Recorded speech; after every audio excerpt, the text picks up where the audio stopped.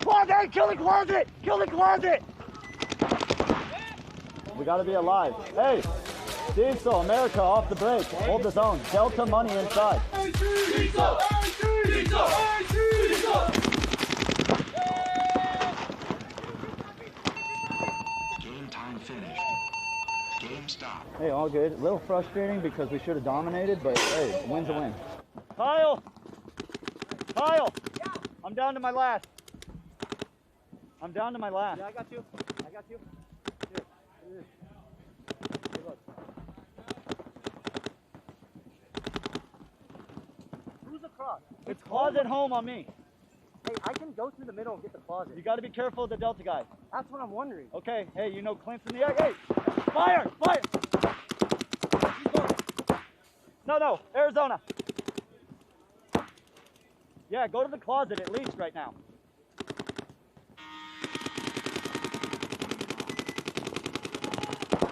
Cobra money. I'm going. They got the Tiger King Kuzma. It's the one on the snake side here.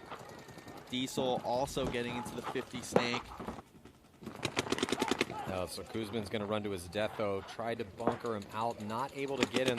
Yeah, not even a trade. Yeah, he didn't know that Mouse was there. Mouse just shoots two more. Shoots him on his first engagement. And lived?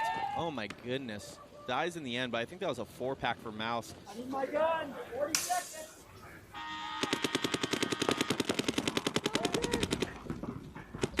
I'm on it. Missouri. Kill 4. Hey, 60 seconds. Kill 4. Come on. Fucking go. Way to be. Be confident in your comms. Hey, check the power play. Hey, Dorito 2's gonna go. I'm on it. Hey, Ricky. Yeah, I think Ricky, Diesel's kill going to 3. be pretty content. Undefeated on day 1. Yeah. Looking Hey, real good. stay Yeah, they're fired. in the driver's seat. They came into this with a chip on their shoulder. And if you beat Legion by 4, you're a favorite to win this tournament. An Magic. awesome job sprinting Yes. downfield to put Come one more on. on the board. Let's fucking go. Let's go. That's what the fuck I'm talking about. Get it on me. Diesel. Diesel. Here we go. Dinner on you, motherfucker. I got it.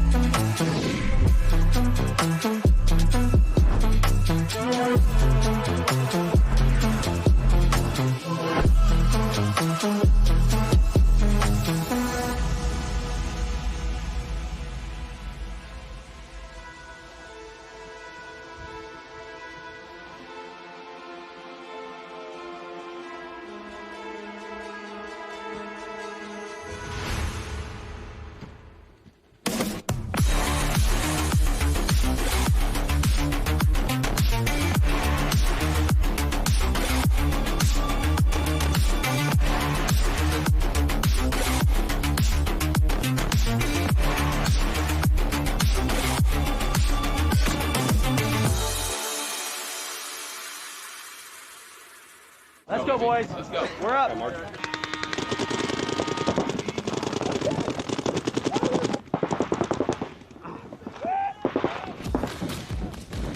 Defining moments. Let's go. Come on. Come on. We win these. Let's go. Yeah, baby. Let's go. Big moment. Love this. Love this. Love this. Let's go, JC.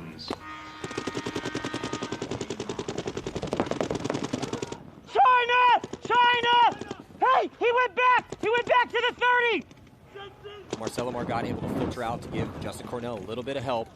Get out! Kill the Cali! Oh, and Marcelo Margot rolls up and gets a beautiful shot. The 20! Brandon, the 20! Just Jonah. Get out! JC, poison!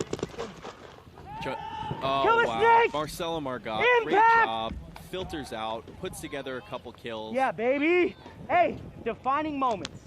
Defining moments. Come on, Brandon. Come on. All weekend.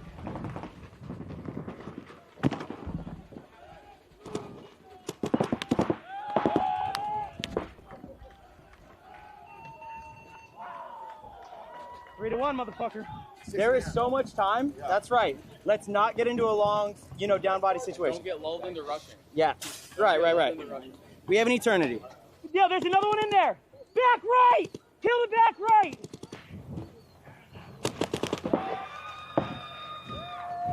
They got a major. Snake. Hey, 52. 52. Base. Way to be, baby. Mikey, I'm here. Fire! Fire! Hey, Zach, switch! Zach, switch! Snake 3, Mikey! Hey, Zach, switch back! Switch back! Mikey. Mikey, let's find this. At the minute mark, Brandon Cornell coming off, but Tyler Harmon taking over the attack. Oh, Here we go. Dips We're and he winning gets the the kill Dorito on side. Alex Goldman. That's a huge We're winning kill the here Dorito for side. Impact to give them a chance The 10, Mike. in the closing moments of this That's match. another And it kill. looks like Tyler Harmon's going to win his gunfight against Baginski. Get out, and get then out. here comes the action in the snake as then BJ Henningberg's going to get punished. Doesn't shoot Urena. And then here comes Urena to go forward, and the last body left alive is going to get punished there by Zach. And here comes a come from behind victory, and that is going to do it. Edmonton Impact is going to be moving on. 1 down, 2 to go. Let's go. Zach. Way to be, Zach. Believe, huh? Believe, baby. Let's go, family. Family. Hey. 30 seconds. Back center this way. Dodge in front of wide.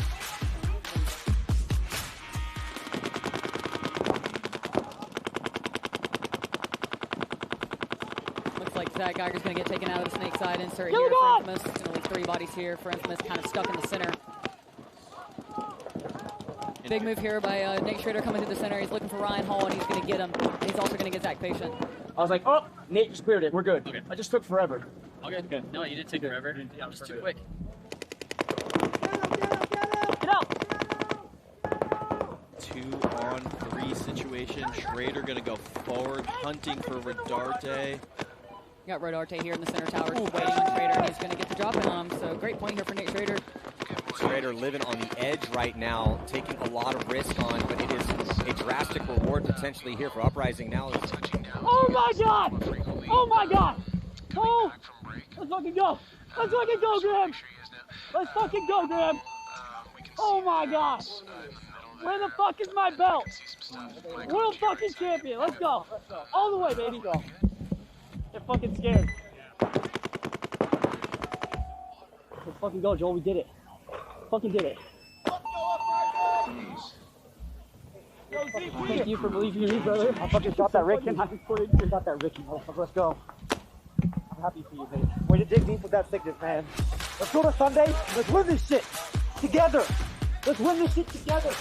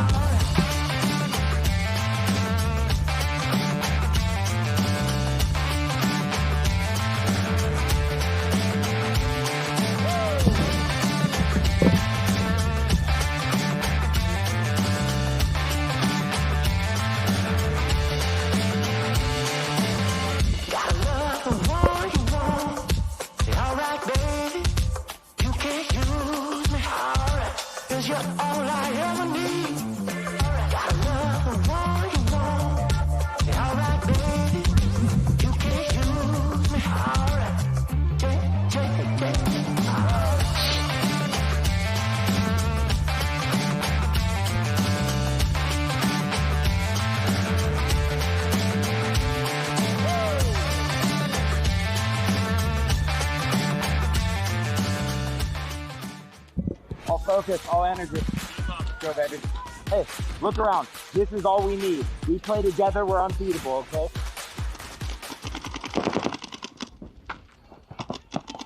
Kill one rocket! The 4! Oh, fuck, take my back. Yep, got it. I think I stay here for a split second. That's fine, yeah. If you need that. I know, I'm just letting you know. I'm just working. Hey, we're making them play us, guys. Same thing, we're making them play us, okay? America, move Sydney! The 4! The 4 moved to the 3! The 3! Whoop! Let's go, Ron. Let's go, baby. Hey, that's what happens when we're all alive, right? We can work through problems. It's all about the connection out there. 30 minutes a day, we get to give it all. That's all. Freedom to the 4! 2 and 4! 3 to 1! Come on, Dorito! 2 only!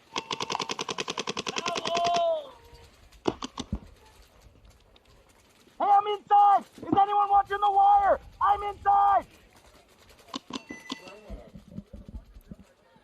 Welcome to the most important day of the tournament. It's the 2025 Atlantic City Open. Matty Marshall alongside Mike Jeffrey, and we are in the wild card round here in the professional division. Going to see all the best teams in every division on center court here, but we're starting off with a really cool story here, Mike.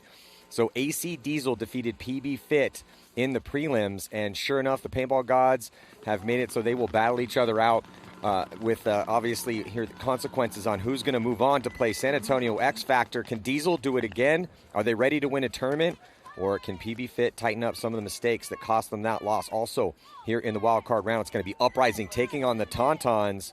And we got some great stories and some great matchups here on Sunday. Mike, what do you think? Can Diesel do it again? Very difficult to beat the same team twice in a tournament. Certainly difficult twice in a row, but I like the way Diesel's playing out here. I like the way they were shooting off the break. Always so important and doubly important on Sunday. Let's see who will take the early advantage here. They're going to send Jesse Stevens off the break to the snake, but he gets shot. So 5-on-4 advantage. Paintball Fit, those famous Paintball Fit guns off the break. Getting it done right there, Matt. Yeah, gutsy play call here for AC Diesel, trying to extend with Jesse Stevens to the snake. I don't hate it at all. Unfortunately, it didn't work out for them. As it's now a 5-on-4 situation here in favor of Fit as Cyrus Garinger locked in at the brick, pump and paint here towards the snake side. And it looks like Diesel going to be repositioning nicely a little bit on that Dorito side, getting to that baby Dorito. Might be losing the body, though, out of the Aztec. So it's a 5-on-3 here for PB Fit.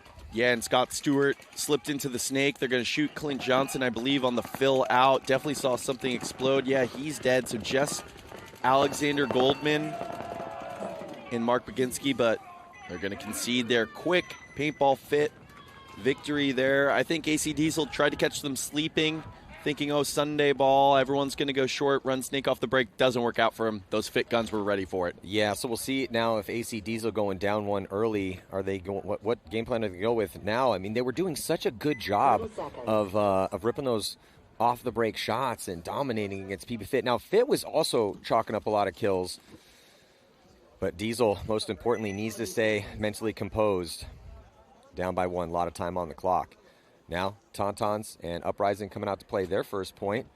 Cool story for both these teams. Uprising's been around for a long time, but they have been dead serious about trying to put together a winning program, picking up some new guys, and they've been making it to Sundays with some frequency here for the past 6 months. On the breakout right now, it looks like the Tauntauns, European champions for many years. They're going to be losing a body on the break. Both teams losing a body. It's going to be 4-on-4 here, Mike. Yeah, Konstantin Fedorov getting shot off the break, but Uprising also losing their one player out of the Dorito. Both teams getting into the snake quickly. Another body coming off, however, for Uprising. So just 3 left alive. But also Fabrice Colombo dying on the fill. And perhaps another. I think it's actually a 3-on-3 quickly out here, Maddie. Yeah, a couple bodies. We saw this quite a bit as the prelims started to, as we got deep into the prelims, as everyone getting locked in their shots, points became more of a bloodbath, less 5-on-5s. And that means you need to thrive in the scramble. Scramble means there's no game plan anymore. What are you going to do with the chaos? And looks like Hugo going to get his loader scalped. Great job by Graham Arnold here and Nate Schrader in the snake for Seattle Uprising. Yeah, Uprising able to absorb the blows in the early match and get that critical kill on Hugo out of the 50 Snakes. So now it's just Axel Gauden and I think Marky Franz left for the Tauntauns. Seattle Uprising, Nate Schrader backing up Graham Arnold. Graham Arnold just making sure that Marky Franz can't fill out. So important to keep eyes on the remaining bodies in these low body situations. No one is wider than this back center on the Dorito side for either team. Almost like a bowling alley drill here, Matty. Yeah, this is looking like one of those drills you run in practice. Oh, and a tough death here for Nate Schrader out of that Snake 1 position. Leaves Graham Arnold by himself over here. Yeah, I don't know if that was Marky Franz popping the top from the back center or just Axel heads up, but really tough death for Nate Schrader, squandering the one body advantage. So now a 2-on-2. Both teams with the back center and a Snake player. Yeah, I think that's Alec Holland. So Alec's going to make the move across, and he's going to get there alive. So in this situation, in a 2-on-2, when you're both on the same side of the field, it's who's going to get wide first typically, and Alec Holland gets a little bit wide, and it costs the Tauntauns as Marky Franz gets shot from that back center. Now in a 1-on-2 situation to see what Axel Gauden can do for the Tauntauns. He's there on your screen at the South Electronics can. Graham Arnold being patient over here. 0.1 all the time in regulation, but the Graham Arnold a little sloppy over the top, and it's going to leave Alec Holland in a 1-on-1. Now, Alec has started to become paintball famous by winning situations, but no, it's going to be Axel Gauden in a 1-on-2, puts the team on his back to take this first point. That is a perfect performance from Axel Gauden in a really tough situation. Man, the coast-to-coast shot there on Alec Holland in the 1-on-2. Both teams trading gun battle deaths right there. But Axel Gauden, in the end, so clutch, the leader, and probably the best player on the Tauntauns, if you ask me. Yeah, it depends on the day. They got some firepower over there. But yeah, Axel Gauden has had quite the past decade and proven it why he's such a paintball legend. One of the best players ever out of Europe and one of the best players in the world. You see the mistake there from Graham Arnold engaging in a gunfight. Alec Holland had split the field, so now it came down to that 1-on-1. But Axel didn't take much time, and that's an incredibly far shot. Accurate stream here for Axel Gauden, and there he is on your screen. What a legend. Now the situation here, again, Sunday, paintball in general is all about what skills are you bringing to this test. You're going to be weighed and measured, and the real tournament starts right now. And how many mistakes are you going to make? How do you come back from those mistakes? Uprising needs to come back from their mistake. Same thing with AC Diesel. Yeah, curious to see what Diesel has on this breakout here. If they can get 5 out alive, it looks like they do. Both teams, same breakout. 2 in the back center. The insert bunkers in that forward can. 5-on-5. Clint Johnson looks like he wants to make his move forward for AC Diesel into the center, and there he goes. Always aggressive up there. Clint Johnson likes to set the tempo for AC Diesel. Dangerous center presence, but Paintball Fit very rarely phased by the other team's attack. Here comes Cyrus Geringer now into the Hertz Tower. Saw Cyrus this morning and asked him, hey, what do you think the problem was yesterday? He said, we weren't connecting with each other, and it's all mental right now. I said, how do you feel about today? He's like, we are locked in. I mean, he was dagger eyeing me. He was seemed very locked in and ready for war. Cyrus in a really good position at that wedge, looking crossfield towards the Dorito. AC Diesel at the brick. Yeah, Clint Johnson is over the top. He's looking like he might want to take that wedge spot. He's played out of there a lot. Cyrus has set the trap. Cyrus hasn't touched that bunker. He's playing just a bit off it. That 50 wedge on the Snake side. He hasn't shot his gun. The trap has been set. It's just a matter of see if Clint Johnson walks into it or not. Jonathan Chavez in the Dorito insert for Paintball Fit. Had a tough day yesterday, but always a dangerous player. Still alive. Clint Johnson tucked back in quickly, popping the top. I mean, if you're tall enough to play over the top of that brick, that's part of the game. You can't just, I mean, you can just get in there and shoot out towards the sidelines, but it's a force multiplier for players that are tall enough to pop the top, but it's when do you do it, because that's when you're most vulnerable. So I do like the way Clinton is playing this, because I think that AC Diesel doesn't know where Cyrus Geringer is, and because it's 5-on-5, Clint Johnson is doing a little mental deduction there to say, well, if we don't know where he is, there's a chance he set a trap for me. So Clint Johnson, oh, now Scott Stewart getting into the Snake. First team in the Snake is Paintball Fit. Both these teams from Texas. Oh, Clint Johnson going to die. I'm not sure how, whether that was Trenton Mason or Seabaugh over the top. And now Diesel going to lose Alex Mouse Goldman, so 5-on-3. It's looking like all paintball fit. It's looking like, I want to say classic paintball fit. They haven't been around for very long, but they already have their MO, and it's become quite powerful out here on Sundays. Absolutely. They're stacking up 3 bodies here at or near the 50. So the question for Fit was, hey, you guys are at the top of the mountain. You're the best team in the world. Didn't look like yourselves in the prelims. Looked a little bit flat in some of those games. How are you going to respond when it counts? And first couple points in, they have answered nicely. They look dialed. They looked intense. Their moves are crisp. They've got the communication cross-field going. It's looking really good here for a PB Fit. Scott Stewart was smashing paint, but found a way to get an intact ball, I believe, on that mini Dorito. And Fit going to take a 2-0 lead here. Really nice point, controlled, perfect tempo. So, Mike, now the question for Diesel. Okay, you went down a couple. It's not getting off to a good start for you, but there's a lot of time still on the clock. How are you going to respond? Right. You get mentally defeated already, or you're going to stay locked in, dialed into that flow state, go out and execute? Let's get a look here at PB Fit's pits. Hey, if I'm in the San Antonio, I'm not holding the blue, I'm holding the purple. Yeah. I know you said Iowa, but I can't hold the blue.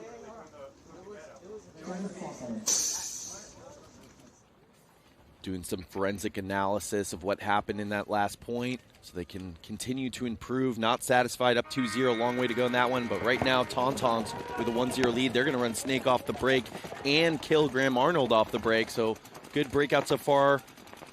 Contingent upon this player living. He's clean. Gets the little swirl from the referee. There's a 5-on-4 and Snake presence for the Tauntauns. Yeah, Hugo Verneghi in a really good spot here because there's no one in front of him. You see her eye in the sky. The closest body is at the brick in the back center. So it's Hugo's Snake, and he has Axel Goddin behind him, and they shot a body. So they're in a high body situation, and they own the longest bunker set on the field. Looking real good here in point number 2 for the Tauntauns. Definitely, but certainly got to be careful when you go near Nate Schrader's gun. He's often been quite good at that whack-a-mole game, dinking people out of critical spots for him. Played great on Friday, less great yesterday, but Nate Schrader is going to be a factor if Uprising's going to go deep into this tournament and potentially win. Yeah, Nate's a crucial piece of the puzzle here for Seattle Uprising, and if they're going to win, then they need Nate to play like a superstar out there. Body coming off right now for Uprising. Got Ilya taking the walk. Yeah, Ilya, new pickup, dying off the Dorito side, so it's all Tauntaun so far. Vernegi's got to be careful to locate and not die to Nate Schrader. You know Nate Schrader's going to try to turn the tide here for Uprising in a low body situation. Down 1 and looking at 5 Tauntauns. Vernegi battling on the inside against Schrader for a moment. Schrader popping the top. Now he's going to go past the 50. Staying as low as he can. Got to keep that pack down so you're not susceptible to that crossfield shot. Knows exactly where he wants to get to. Tries to get the inside kill, and that he does, and that is going to force a concession. Got the kill on Schrader. Yeah, looking really good here for Tauntauns for 2. A+ work by Vernegi there. Don't get lulled into a gun battle with Nate Schrader from the 50 Snake. Knows he has no one in front of him, gets on his belly, crawls down, takes the free kill, puts the second point up on the board for the Tauntauns. Nice job, Hugo.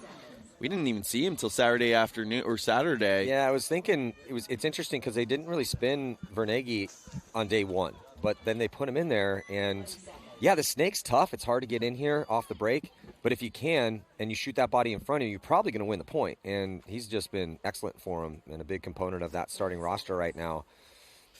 Good to see the next generation of French Snake attackers come up. Yeah, you got to be under 5'5" to play the Snake in France, it seems. But now AC Diesel desperately needs one. They run and shoot Silos Cortez out to the corner, but they lose Jesse Stevens going short to the South Electronics can. So 5-on-4 advantage again, Paintball Fit. Paintball Fit winning the breakouts out here. Different situation than yesterday afternoon where Diesel was shooting 1 or 2 often off the break.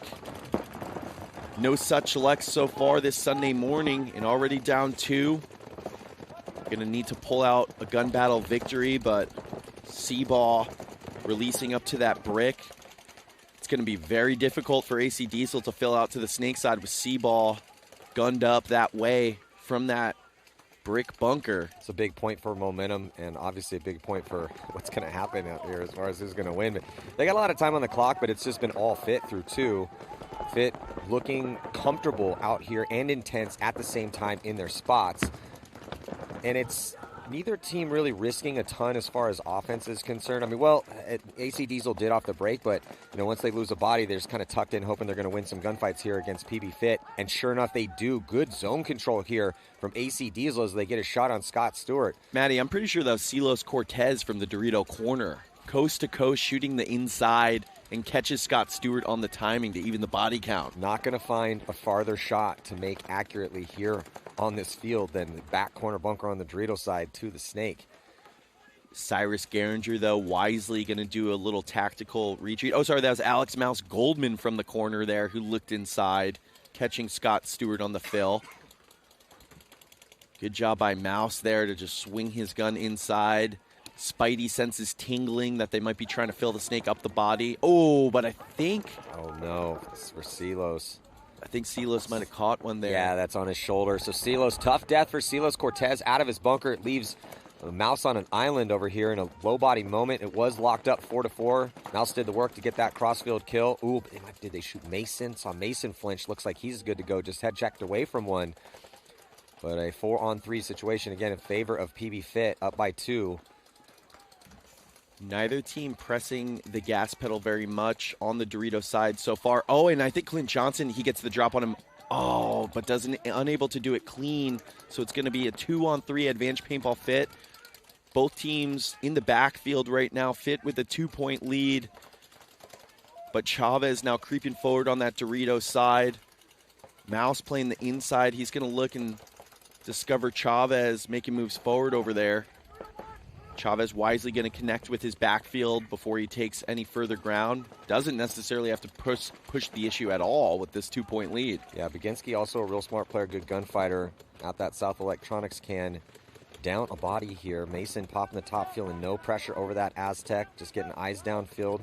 See, hey, should I move over here and help out Xavi?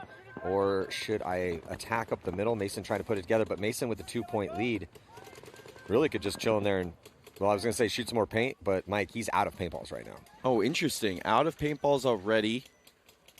I think if you're Baginski and Mouse in the next 90 seconds here, I'd like to see some forward progress. Unlikely to turn this point. Yeah, so Mason has shot his pack dry.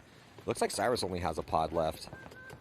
Baginski looks like he has one left.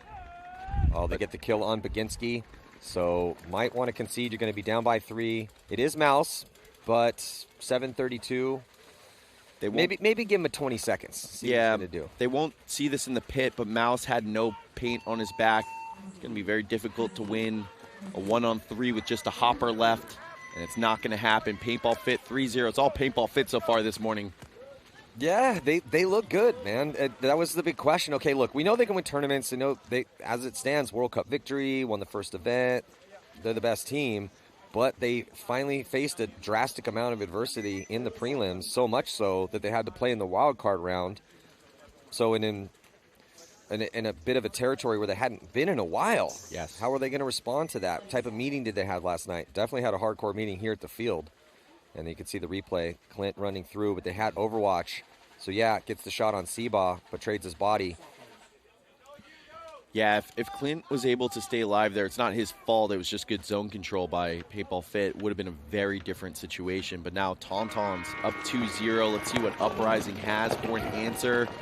They are going to lose their Dorito corner off the break. So 5-on-4 advantage Tauntauns. But Nate Schrader already in that Hertz tower. He wants to make some things happen up there. Spitzma going to match the move for the Tauntauns. And here comes Schrader into that 50 wedge, playing very proactive. Yeah, Spitzma getting checked out by the referee. Referee crawling over to give him a look. Looks like he's good to go. He's going to launch and then just get absolutely torched.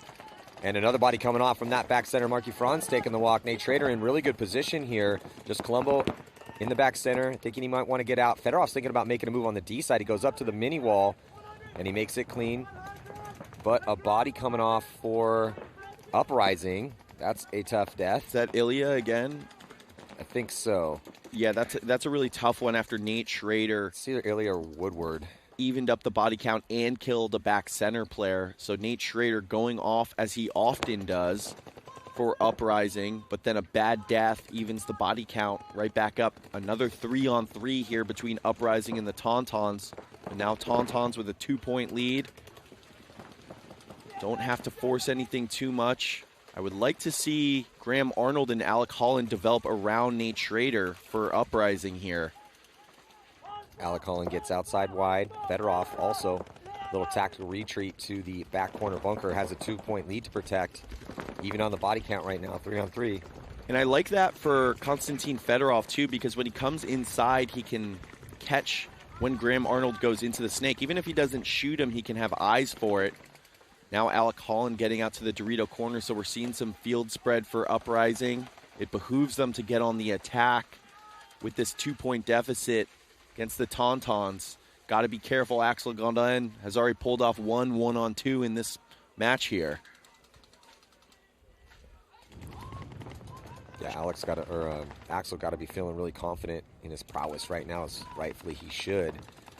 When you're a hero for your squad to give you a little lead, and then that changes up the strategy. Just watching paintball for the first time, everything you're doing out here is contingent on points, time, and body count. So the Tauntauns don't need to play offense right now. Spread means nothing. We're here on Sunday. If you lose, you're packing your bags up and you're either heading home to the airport or you're watching the rest of the tournament. So not really super concerned about how much you beat a team by. It's just about getting that win. So Tauntauns content to chill in these spots for 7.5 minutes and take a victory. Uprising has to find a way to move forward in this even 3-3 battle. Yeah, I really don't like the pace from Uprising right here. Graham Arnold, it's tough with that Fabrice Colombo standing over the top of that back center, but he's got to find a way into the snake. I think that's really what the action is. Although Alec Holland not catching a lot of pressure on the Dorito side, regardless, one of them needs to come up into the 30 or 40-yard line. It'll allow them to connect better with Nate Schrader. Well, yeah, and who's supposed to be making the move? We call that having the ball. That comes down to position and pressure.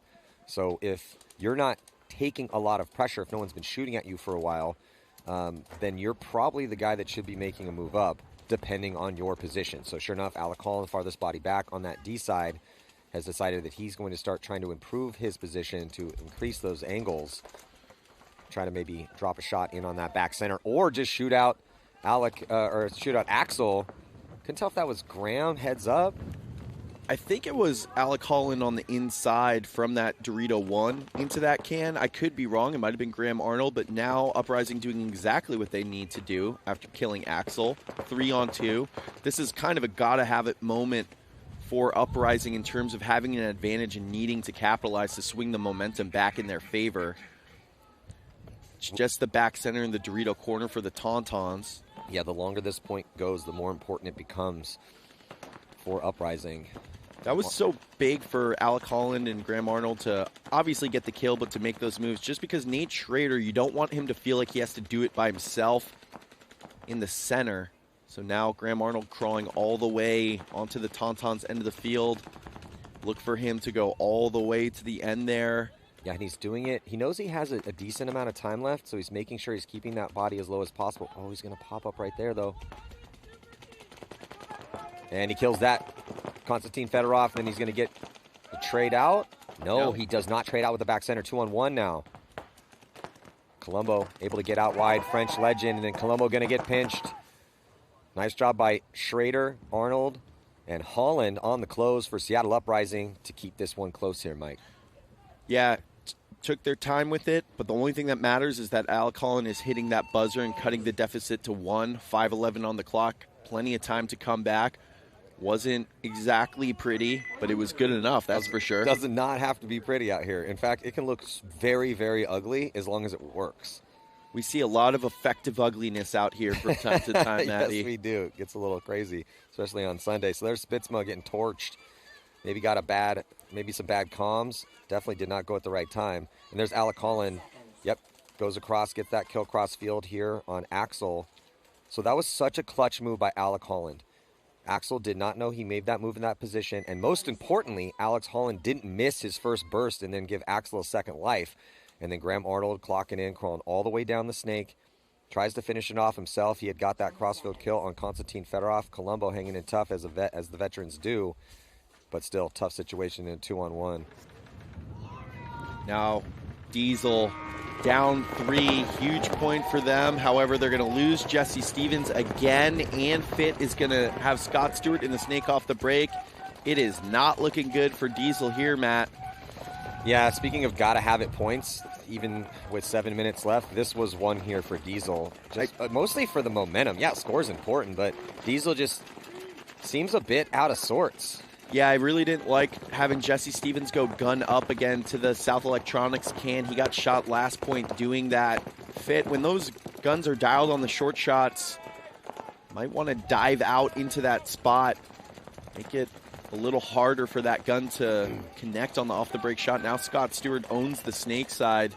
The widest is the back center for AC Diesel. Yeah, Mike, I was really excited for this matchup with, obviously they played each other in the prelims, victory for Diesel.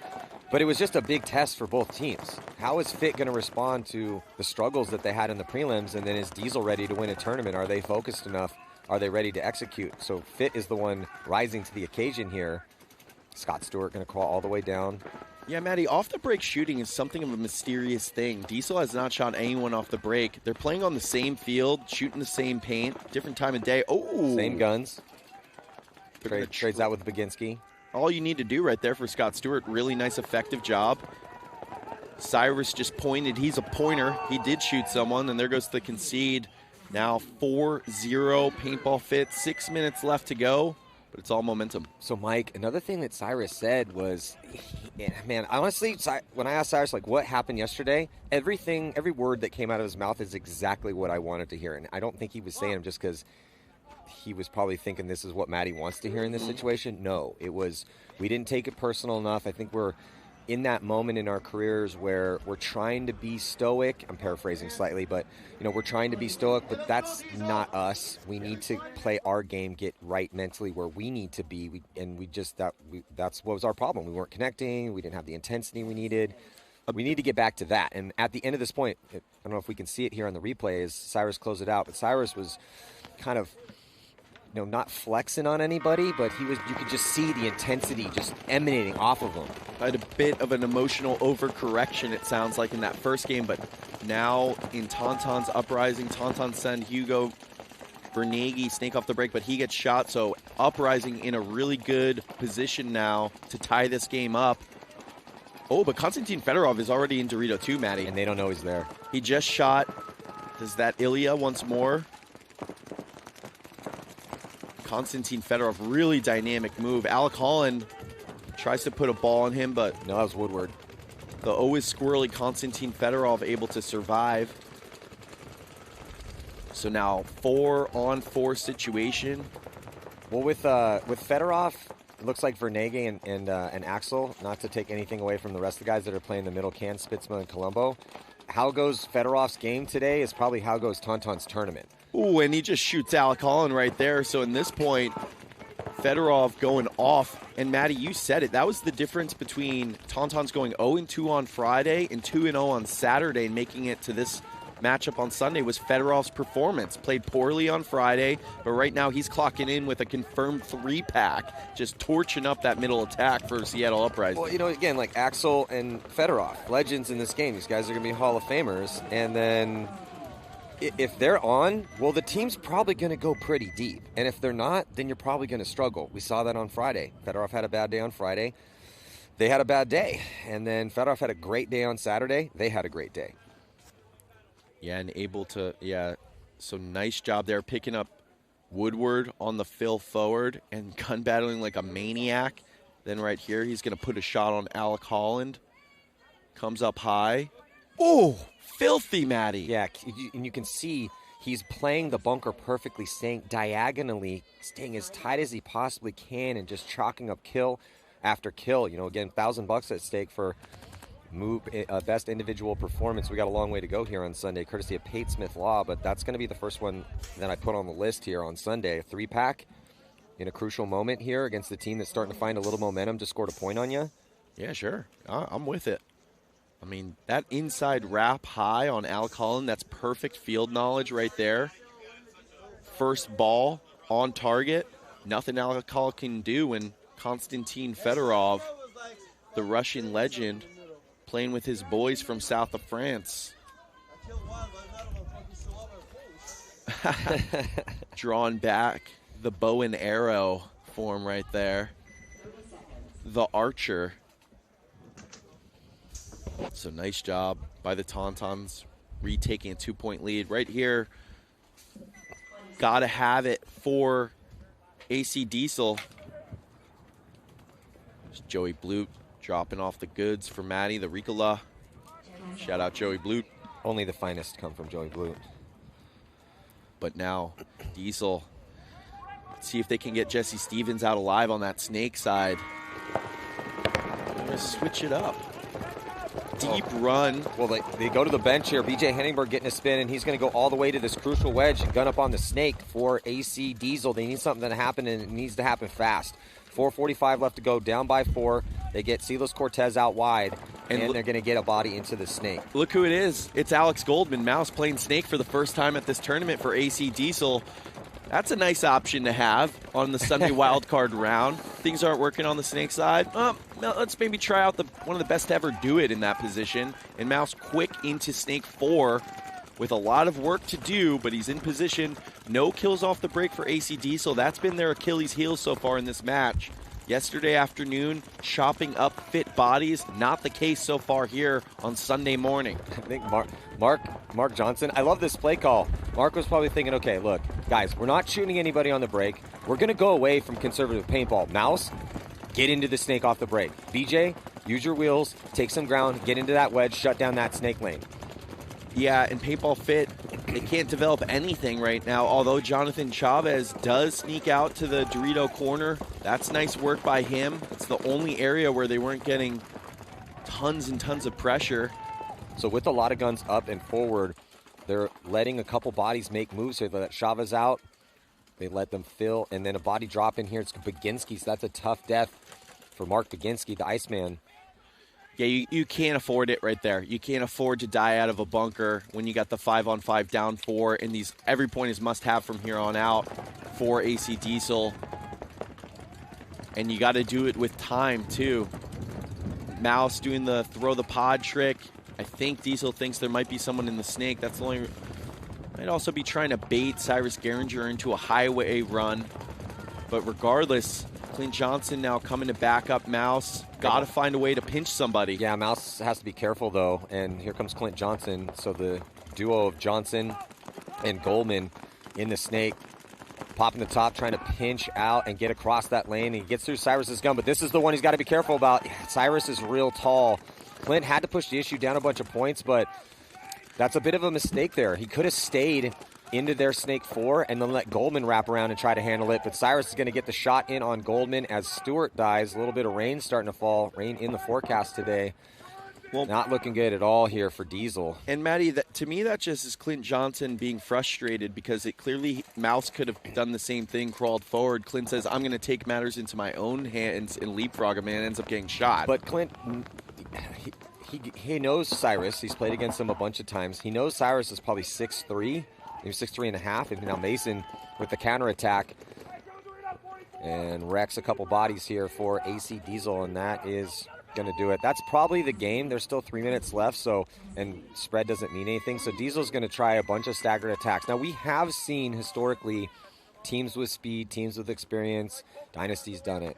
Impact's done it. Houston Heat, Red Legion have these historic down by 4, down by 5 comebacks where we're thinking, we say things on the call like, oh, it's going to take a miracle, this is impossible. So it is probable, just not most likely possible.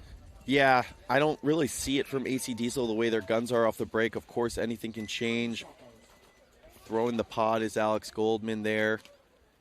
I think that's Cyrus, yeah, shooting Clint Johnson, using his height there. Clint Johnson had leapfrogged Mouse. Mouse killed one, but then on the wrap gets caught by Geringer. How big are those 2 kills from Cyrus? You got Clint Johnson and Mouse right in front of you. Kills both of them. And that's a really hard spot to play, that forward can with 2 big guns in front of you, but does a great job. Wow, Tauntaun's really pushing the issue. Snake off the break, 2 points in a row, going right back to it. Vernaghi got shot the first time, not this time. Meta changing once more, and now Graham Arnold matches it. Well, and that's a really aggressive play call. They're up by 2. They could think, let's just go conservative. Graham tries to match it, gets smoked. They're going to be losing Holland as well, so down by 2 with just 3:26. The story the same. Tauntauns went up early, Uprising chasing, and made it a bit of a game, but Tauntaun's taking control. Fedorov in a really good position, again, all the way up into that D2 spot, and here comes Vernaghi. Yeah, Tauntaun's really proven to be almost too much for Uprising. It's a 3-on-5. Can't concede now with only 3 minutes left. Uprising going to have to roll the dice in this 3-on-5 situation and find a way. But I don't think they know Vernaghi's even in the snake, and now he's in their snake. Vernaghi, no interest in coming up early. He's almost got to be careful not to get team killed right here. I see paint coming downfield from his teammates. There's no way for him to communicate that far removed. And Borromeo definitely doesn't know Vernaghi's right in front of him. He's going to get a kill cross field. That's one. Vernaghi's playing the snake absolutely perfect, man. I mean, yeah, get shot off the break. Whatever coach sends you, you got to go. But he's real fast. He's real small. It's really hard to shoot. And if you can get a body in the snake early, that is massive for your chances out here on this field. It's not an easy snake to make off the break. Yeah, an Uprising right there. They didn't want to concede with the way the clock was, but got to do it when the guy's all the way in your snake and no one knows it. So, couple almost not super competitive games out here, but yeah, I like what we're seeing from Fit.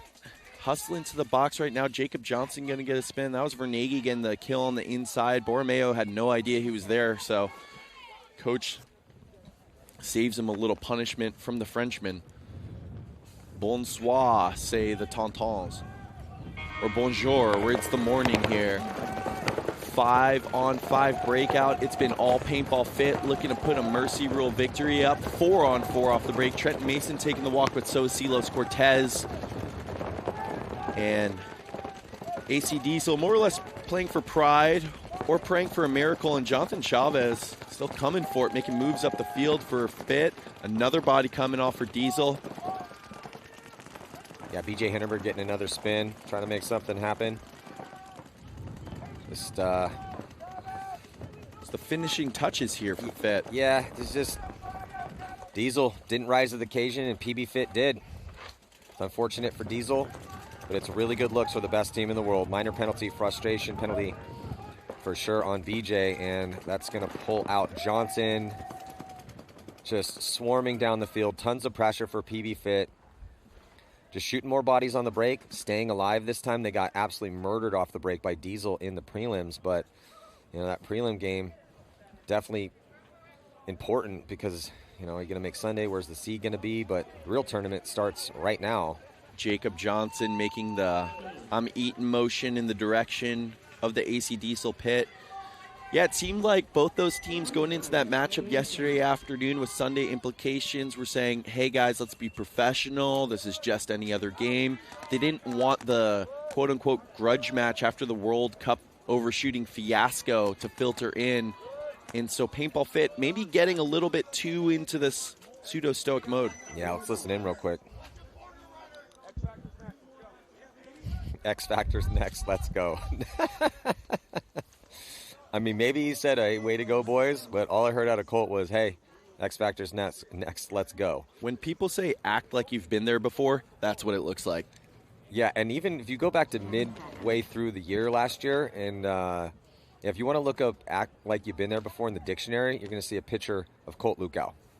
Yeah, certainly emotional leader, even with the injury there. Tauntauns with a 3-point lead on Uprising. Uprising needs this point and needs it quickly. Nate Schrader coming through the middle. Spitzma has set the trap. They do lose Marquis Franz. You know, Bryce Gaudin out of the back center. No choice for Uprising but to send it. And they're going to lose Holland. They also are going to lose another body as well, too. Options dwindling. There's a third one coming off the D side. It's just Schrader and Arnold left. Yeah, all Tauntauns out here. Uprising looked like they were in good shape, but Axel Gaudin won that 1-on-2 earlier in this match, and since then it's been all Tauntauns. They know Graham Arnold's in the snake. He is the last hope for Seattle Uprising. Well, I mean, paintball, every sport is a game of momentum, but if you go back to that, multiple high body situations were squandered by Uprising in those first couple points, and Tauntauns clocked in, Uprising didn't. They took the early lead, and then the Tauntauns really started to dial things in. Fedorov's going off on the D side. You got Hugo going off here in the snake, and then obviously Axel, and then Colombo and Spitzma are playing very consistent. That's the makings of a team that could go deep right here. Yeah, Spitzman doing a really nice job up the center, setting traps. Even if he's not killing a ton of people, Nate Schrader knew that he had to be wary of Spitzma just setting up a little situation for him. So Nate Schrader unable to really, he had the one great point for Uprising, but otherwise unable to produce that much. Really nice job by the Tauntauns to develop a game plan to take out Uprising's best player. See how the vibes are here in the pits for Uprising. Ilya, get out there, buddy. Yeah, Alex. Copper paint on 9. You need to be alpha up the middle. Yeah, you need to push the shit out of them. Look to Mexico, dude. Where's Mark at?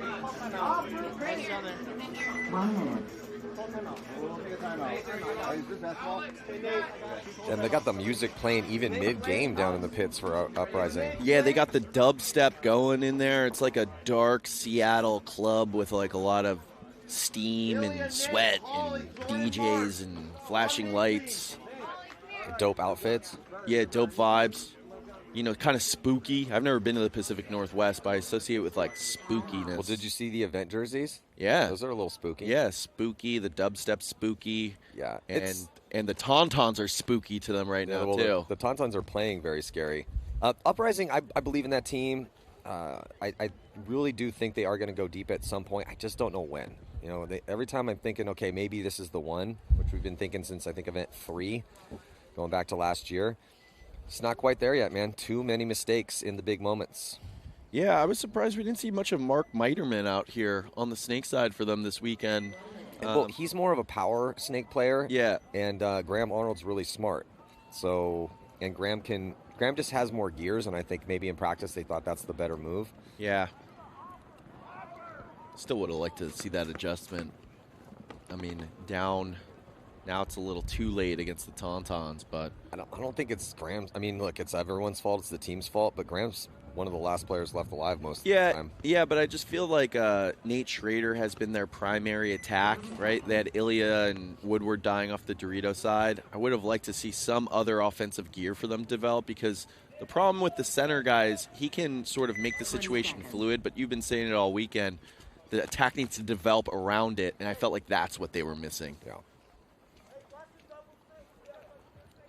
Tauntaun's got to be feeling pretty good about this one here. So if this concludes this way, they will be playing Arsenal and PB Fit knocking out AC Diesel. Going to move on to play San Antonio X Factor, another Texas battle. There goes Miterman, snake off the break for Uprising. He makes it full court press for Uprising. Miterman gets shot on the way forward. Hugo Vernaghi going to die for the Tauntauns. Only a minute 20 and a 4-point deficit. This is real miracle zone. Konstantin Fedorov still going forward. Sometimes that's the best way to hold up attack. I think it's just this player in the snake left alive for Uprising in a 1-on-3, down 4. Tauntauns putting the finishing touches on this Sunday morning croissant victory. The boys from Marseille and Toulouse. And also from Russia, Konstantin Fedorov streaking down that Doritos side. Looking like it's going to be a 5-point victory. Yeah, and he could just sit there and run the timeout at this point in time. Yeah, that would be... Well, nice. They don't need to go risk injury right now. Yeah. This game's over. It's been decided. So Fedorov is going to do that. He's going to wait for the next probably right around 3 seconds. Yeah, interesting story here. So Fit moving on to play X Factor. So Fit and X Factor were the teams that beat, AC Diesel and X Factor were the teams that beat Fit in the prelims here at this event. And we always say it is tough to beat here in the Pro Division the same team twice in a row. Definitely. So, and then now Fit's warmed up in a win, fixed their problems. X Factor coming into that top 8, not having played a game here today. Yeah. Texas showdowns here on Sunday morning. Fit and Diesel. Fit out of Dallas, Texas greater area. X Factor, of course, from San Antonio. And you know they want that game. Paintball Fit has really kind of created this reputation as the best team in Texas, certainly lately. Well, it's definitely a chip on their shoulder. You got the best kids in Texas, and that's how they came up with X Factor. But Fit, losing to both the Texas teams in the prelims, now knocking Diesel out. We'll see in this next one. The story interesting on that side of the bracket. And Tauntaun's going to be taking on Arsenal, but stick with us here. It's going to be Red Legion taking on Impact and Tampa Bay Damage and San Diego Dynasty here in the quarterfinals at the 2025 Atlantic City Open. I'm Matty Marshall with Mike Jeffrey. We'll be right back.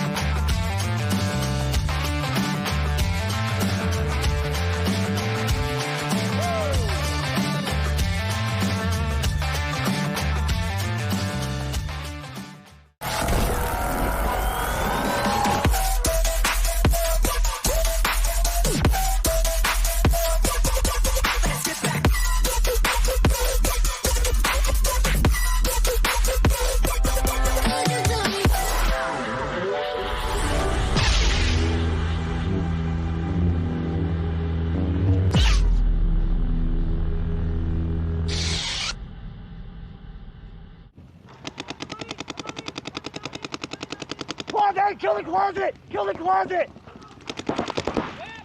We gotta be alive. Hey, Diesel, America off the break. Hold the zone. Delta money inside. Diesel! Diesel! Diesel!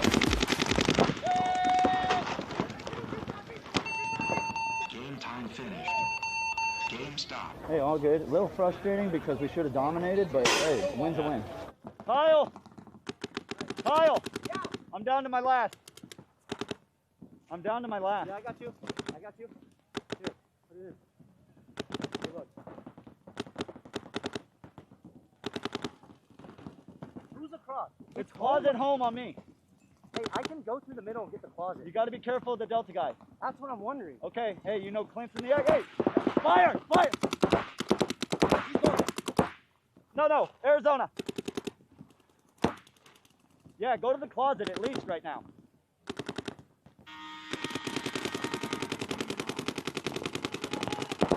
Cobra money. I'm going. They got the Tiger King Kuzma. It's the one on the snake side here. Diesel also getting into the 50 snake. No, so Kuzman's going to run to his death, though. Tried to bunker him out, not able to get him. Yeah, not even a trade. Yeah, he didn't know that Mouse was there. Mouse just shoots 2 more. Shoots him on his first engagement. And lived? Oh my goodness. Dies in the end, but I think that was a 4-pack for Mouse. I need my gun. 40 seconds.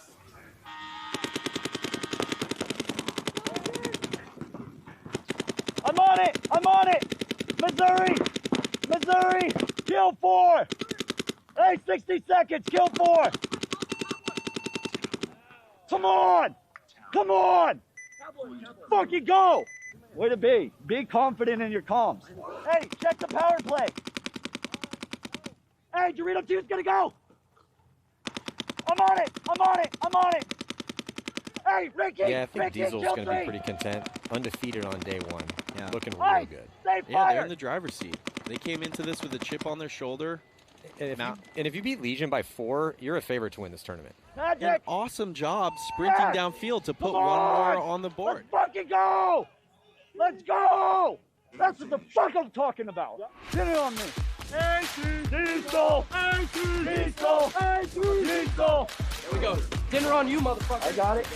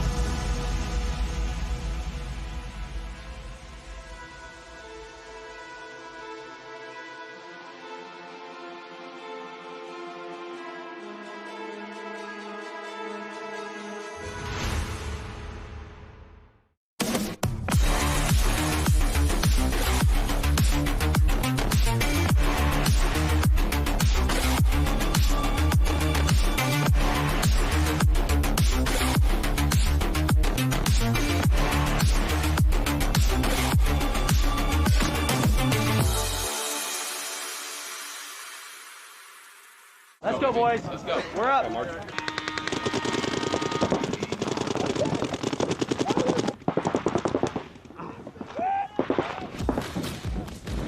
Defining moments. Let's go. Come on. Come on. We win these. Let's go. Yeah, baby. Let's go. Big moment. Love this. Love this. Love this. Let's go, JC.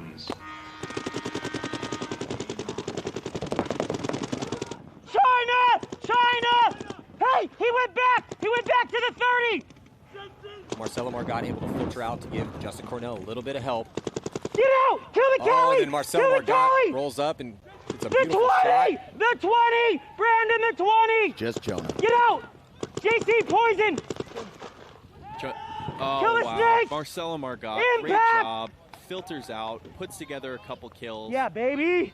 Hey, defining moments. Defining moments. Come on, Brandon. Come on. All weekend.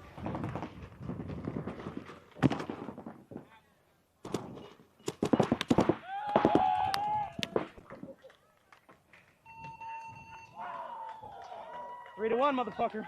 There is so much time. That's right. Let's not get into a long, down body situation. Don't get lulled into rushing. Yeah. Right. We have an eternity. Yeah, there's another one in there. Back right. Kill the back right.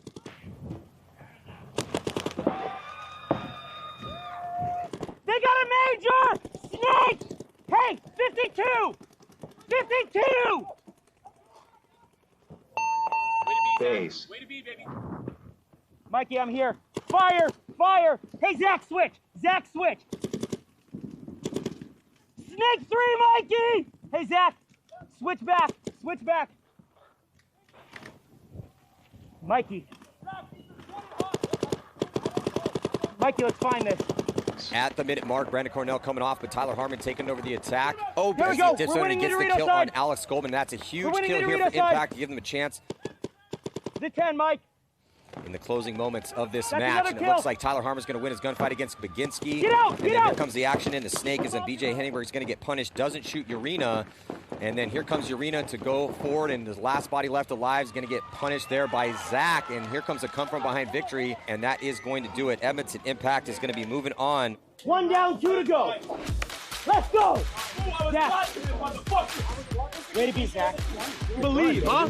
Believe, baby. Let's go. Family on 3. Family. 30 seconds. Back center this way. Back in front of one.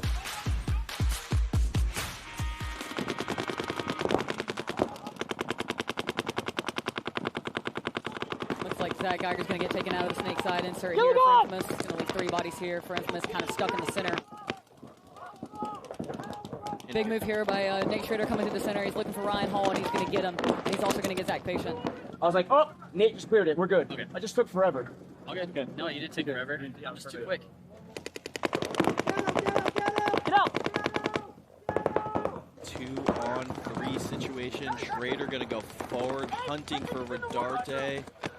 You got Rodarte here in the center tower, just waiting on Schrader, and he's going to get the drop in on him. So great point here for Nate Schrader. Schrader living on the edge right now, taking a lot of risk on, but it is a drastic reward potentially here for Uprising. Now is Oh my God! Oh my God! Oh! Let's fucking go! Let's fucking go, Graham! Let's fucking go, Graham! Oh my God! Where the fuck is my belt? World fucking champion! Let's go! All the way, baby! Let's go. They're fucking scared. Let's fucking go, Joel. We did it. Fucking did it. Thank you for believing in me, brother. I fucking shot that Rick and I got that Ricky. Let's go. I'm happy for you, mate. Way to dig deep with that sickness, man. Let's go to Sunday. Let's win this shit together. Let's win this shit together.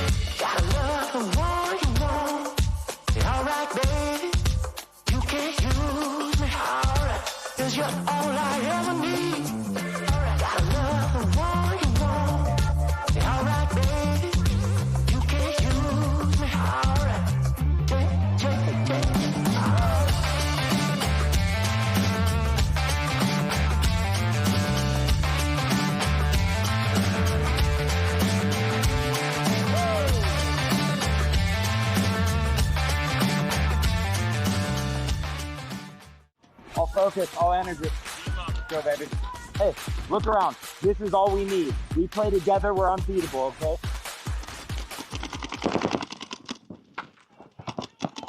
Kill 1 rocket! The 4! Oh, fuck, take my back. Yep, got it. I think I stay here for a split second. That's fine, yeah. If you need something. I know, I'm just letting you know. I'm just working through this. Hey, we're making them play us, guys. Same thing. We're making them play us, okay? America, move Sydney! The 4!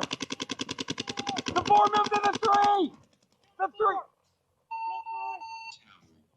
Whoop! Let's go, Ron. Let's go, baby. Hey, that's what happens when we're all alive, right? welcome back. Battle going down here in Atlantic City. Second stop on the tour here in 2025. I'm Matty Marshall with Mike Jeffrey. This should be a good one. This could be finals matches right now. But no, we're in the quarterfinals. It's going to be Red Legion taking on Edmonton Impact and Tampa Bay Damage taking on Dynasty. Already waiting in the quarterfinals for this next match. Going to be X Factor and Fit and Arsenal and Tauntauns. Looking here, starting line for Edmonton Impact. They're going with Zach Yakimak and Tyler Harmon on the Snake side. They're going to go Rainey Stanzik, Dalton Vanderbilt, and looks like Brandon Cornell. Brandon Cornell on a little bit of a banged up ankle, but still getting it done. And then we're going to see that big starting five with Rabakov, Sergey, Kirill, Malloy, and Karslev. Jumping into point number one here, Mike. It looks like Russian Legion going to kill Zach Yakimak off the break. I think Red Legion has been incredible at shooting bodies up the middle off the break. Tyler Harmon also doing gun surgery. However, Impact able to shoot Karslev off the Dorito side, so 4-on-4. But Malloy in the Snake, Sergey coming forward into that wedge. So Russian Legion, big surprise on the gas pedal early here. They kill Brandon Cornell off the Dorito side, so it's just 3 bodies left alive for Impact. And Tyler Harmon's gun is down.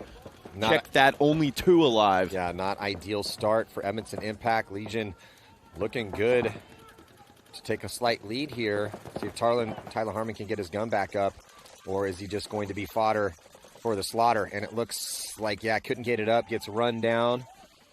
And Rainey tapped out as well, so not a great start here for Edmonton Impact. Less than a minute for Legion to put the first point up. When people were saying this field was going to play slow, I instantly wondered, I wonder how Red Legion will play this field. And sure enough, they're really on the gas pedal early, as they often are. Looking at J-Rab, who's had a good day. Awesome shot right there on J-Rab, shooting Zach Yakimak, trying to float in that dead zone, unable to do it. Tyler Harmon doing hopper surgery, midpoint. Sometimes you just got to whack it. And then Sergey goes neck hunting right there, and Rainey catches one at the end there. Now it's going to be Damage and Dynasty. Holiday getting the start. Let's see what Dynasty's going with. Looks like Yosh Rao getting the start. Ryan Greenspan, he's banged up. Shoulder, not good. He's having an MRI next week, but still looking solid out there through the prelims. Joe Barrett and Harrison Fry will be the duo on the D side. And Arturo Andrade draws the start as the attacker on the Snake side. Edwards brothers, no surprise there. And Keith Brown, man, he was so good in the prelims. If Damage goes deep here and wins this tournament, it wouldn't surprise anybody if Keith Brown's the MVP. Yeah, Keith Brown playing great over there. Dan Holiday getting the start for the middle player for Tampa Bay Damage. Of course, they lost Brian Smith on Friday. CJ Cantor catching a really inopportune penalty yesterday. So Damage having to overcome some adversity lineup-wise. Chris Shear, though, always dangerous for them on the Dorito side, playing his former team, San Diego Dynasty. So on the breakout, who lives? Ooh, Yosh Rao's going to shoot. It's either Yosh or Ryan that shot Keith Brown off the break. Massive kill here for Dynasty early. They get that big gun in the offense. Keith Brown off the field. Yosh Rao releases. Harrison Fry as well, too. Harrison going to get to the tower. Yosh up to the brick. Chris Shear playing his former team. Chris Shear got very paintball famous by leading Dynasty to victory multiple times, and he gets to the baby Dorito alive. Yeah, Chris Shear plays with that perfect Damage pace. Of course, he had done it for Dynasty as well. You get paintball famous on Dynasty, and then you get a big cash offer for Tampa Bay Damage. Shear Law trying to enforce the law on Dynasty right here from the Dorito side. He's got his former teammate Harrison Fry in front of him. Joe Barrett thinking about trying to get out of that back center. Chris Shear being patient here. And there goes Barrett. He's got quick burst speed and makes it across that big gap into the Aztec to give his boy Harrison Fry a little help.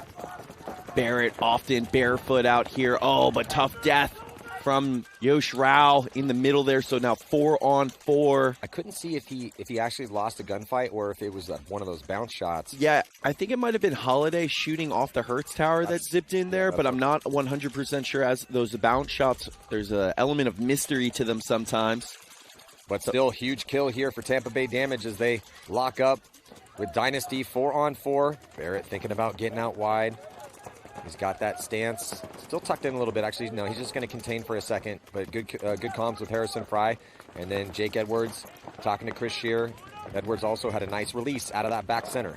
Well, Harrison Fry in that tower makes it very difficult for Shear to come forward. Shear Oh, but now Arturo getting into the snake, immediately followed out behind with Brian Greenspan. It was a combo of moves as Arturo getting into the snake and Barrett getting out wide, and then they're going to get another kill inside on Dan Holiday. Not looking good here for damage in this 4-on-3 with Dynasty at the field spread. Sheer scrambles to get into that mini wall, makes it clean, guns up down the sideline, going to battle his way into D1. Nice set of moves, and they're going to get the inside kill on Harrison Fry. So, man, a bit of a war here in point number 1. Trading kills back and forth. Yeah, it's 3-3. Harrison Fry tried to counter the Sheer move into that wedge, but Sheer just puts a ball in on him. Sheer so good at getting his gun up quick. So 3-on-3. Damage with the advantage, Dorito side, but Dynasty coming down the snake. Love the way Arturo's playing this right now. Well, if Arturo had popped up from that spot, he would have had a free kill cross field, but he's just going to crawl all the way down. He hasn't touched the bunker. Might be able to shoot the foot here of Edwards in the back center.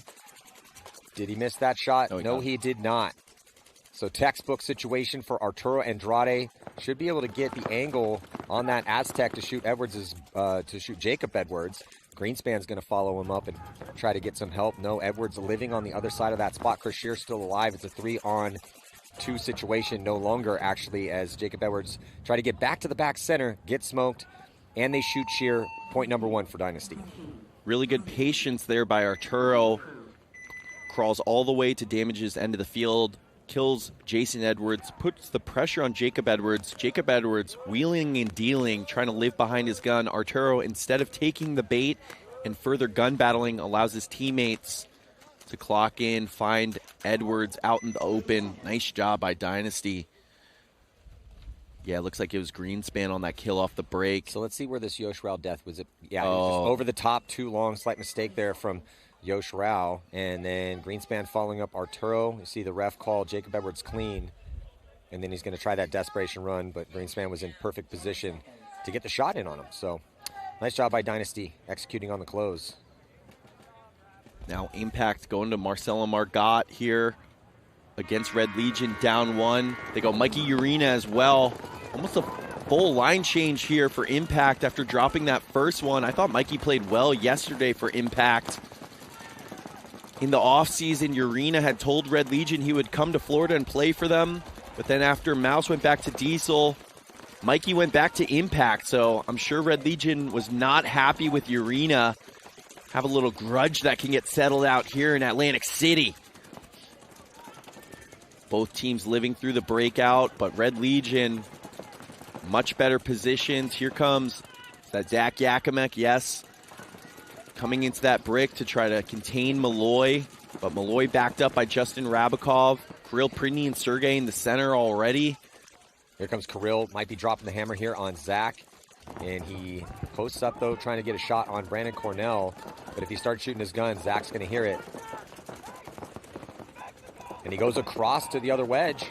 Like this double set of moves here by Kirill Pridney. That's really nice. Make Zach scared there while Marcelo going to die out of the back center. So Red Legion, they're dictating the pace out here, no question, Maddie. Bringing the action to Impact. Kirill does not shoot. Brandon Cornell coming forward onto the Dorito side. Impact, though, playing on their heels with this Russian attack. Yeah, Legion loves to set the tempo and the pace of the matches. Kirill comes through. Zach walks off dead. Kirill also traded his body on that move. But then J-Rab's going to catch one. Here comes Brandon Cornell up on the D side. Sergey has to shift his gun that way and his body towards the brick. Malloy at the 50-yard line trying to get the drop on Mikey Urena. Mikey Urena comes out a little bit wide, not able to connect on a shot with Malloy, and it's going to be a 3-on-3 situation. Rainey Stanczak just changed the point right there by putting a ball on J-Rab and evening the body count. Impact hanging tough, absorbing that Red Legion press in the early point and evening the body count here. Nicely done. Rainey Stanczak, pro poker player sometimes out here, probably feels at home in Atlantic City in the shadow of these casinos in this misty Sunday morning. And it's getting tense out here in a 3-on-3, down 1 against Red Legion. Still a lot of time left on the clock here in regulation for this play to develop. So patient aggression is what is needed out here. Now, if Malloy did pop the top and looked inside, he'd have a crossfield kill on Brandon Cornell's back. But he's focusing on trying to maybe take a little bit more real estate here. He's posted up, waiting for Urena to give him something down the sideline. Urena focused inside. And when J-Rab died, he lost his head of communications on that side. J-Rab was relaying a lot of information to him, so Malloy, probably unaware of where Brandon Cornell is, tries to wrap on Rainey. Rainey sees it. Mikey Urena head-to-head. Here he comes. So Mikey Urena is going to run down Malloy. They trade the body, but Brandon made a move at the same time. Did not shoot Sergey. So Brandon coming off, and it's going to be a one-on-one, it looks like, because, yeah, it's going to be a one-on-one. It's Rainey Stanzik and Sergey Sonaiskov. No, it's 2-on-1. Karslev's still alive. So 1-on-2. Rainey put the big shot on J-Rab. Impact going to let him roll. Rainey hoping they attack one at a time. He's in decent position, actually, in a low-body situation. Goes to the back center, though. He did something wild there playing the open zone, but then he gets shot. So Red Legion, wow, back and forth point. They set the tempo early, bringing the attack to Impact. It looked like Impact had absorbed it and taken advantage. However, Red Legion just too much in the end. Yeah, fun point to watch. Moves all over the place. Karslev typically the wrecking ball on the D side, so I thought, I'm looking, scanning him. Did Karslev walk off? That might have been a one-on-one, but he was just playing patient over there. Also looks like he might have been having some problems with his gun. Yeah. So Karslev, equipment issues there. Here was the move by Kirill Pridney through the middle on Zach Yakimek. Yeah, Zach tried to whip his gun around and maybe trade, but didn't want to draw that penalty, so smart by Zach. There's J-Rab catching one, spending too long over the top. And then here's Urena on the launch to trade out with Malloy. Here's another angle. And it brought it down to a one-on-two. Karslev with possibly a broken gun, outside containment on the D side. So, San Diego Dynasty here, Tampa Bay Damage, Dynasty up by 1. And Dynasty is not going to be able to connect with Keith Brown, so aggressive play call by Kevin Brethauer, coaching his former team. Greenspan shot on a fill, and it's a 5-on-4 situation. Advantage Damage. Arturo does dip into the snake, though. Running referee is going to come in and check out Jacob Edwards as Dynasty gets Danny Schonauer in the mix, and he's all the way up in D1 pretty fast. No, Harrison Fry all the way up into D2. Joe Barrett's going to back him up. Edwards takes the walk, and a minor penalty going to be assessed. It's going to pull out his brother Jason, so that's going to leave Shear on an island on the D side. Yeah, really nice job by Dynasty. They lose Greenspan basically off the break, but Harrison Fry getting up the Doritos quick. I think he probably put a shot in on Jacob Edwards' pack. Jacob catching the minor. Harrison wheeling and dealing. He also shoots Dan Holiday. Good point here by Harrison Fry. Oh, he kills Chris Shear, heads up. Harrison Fry's going off on the Dorito side for San Diego Dynasty. Yeah, Harrison, that's a good one for him because Shear used to play his position on Dynasty. Harrison's taken over mostly as the attacker. He's been in the snake too, versatile attacker, but another solid one here for San Diego Dynasty. Only miscue was Greenspan getting shot early, pretty much off the break. Yeah, and I hear Jacob Edwards walking by saying, Jason Trozen, he wants an explanation on that minor penalty. There's Harrison Fry. He practices in his backyard dojo all the time. Right there, the quick second snap on his former teammate. Puts one in the back of the head, too, for good measure. Shear looks like he's glaring at him. Might have thought something broke off of Harrison, but it did not. There he is, looks clean. Good job, Harrison Fry. At least a 3-pack there. If you credit him with that minor penalty as well, it's almost confirmed 4. Should go on the list. Yeah, why not? Why not? Methodical. Put it on the list. Again, $1,000 at stake, courtesy of Pate Smith Law, who is specializes in representing against you and your insurance company, or representing you against your insurance company for property claims. Looks like Harrison talking to Coach Brown in the pits. Let's listen in here. Damage. Down by 2.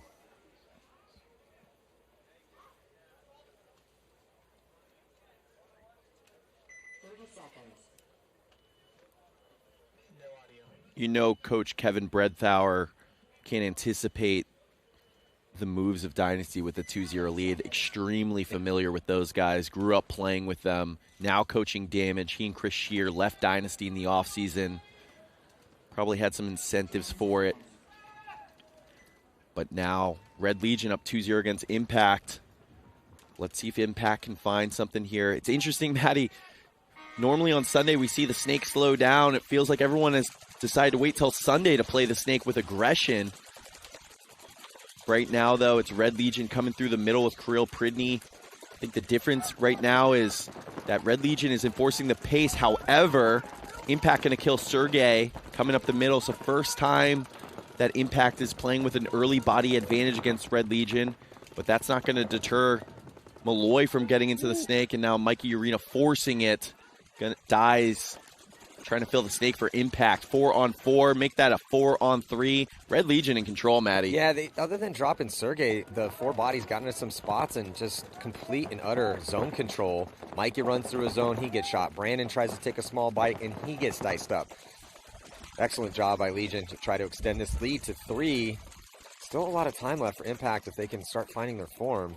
And they still got a chance in this one. If they can get a kill, and they do, it's going to be on Justin Rabakov, but looks like Pasha Karslev all the way up into D2 trying to put the pinch crossfield from that Dorito side. And they are going to shoot Rainey out of the back center. Here goes Zach into a desperation run forward, playing the pin. Does he shoot Malloy? Karslev's had enough. Runs down to hit that buzzer after getting the kill on Dalton.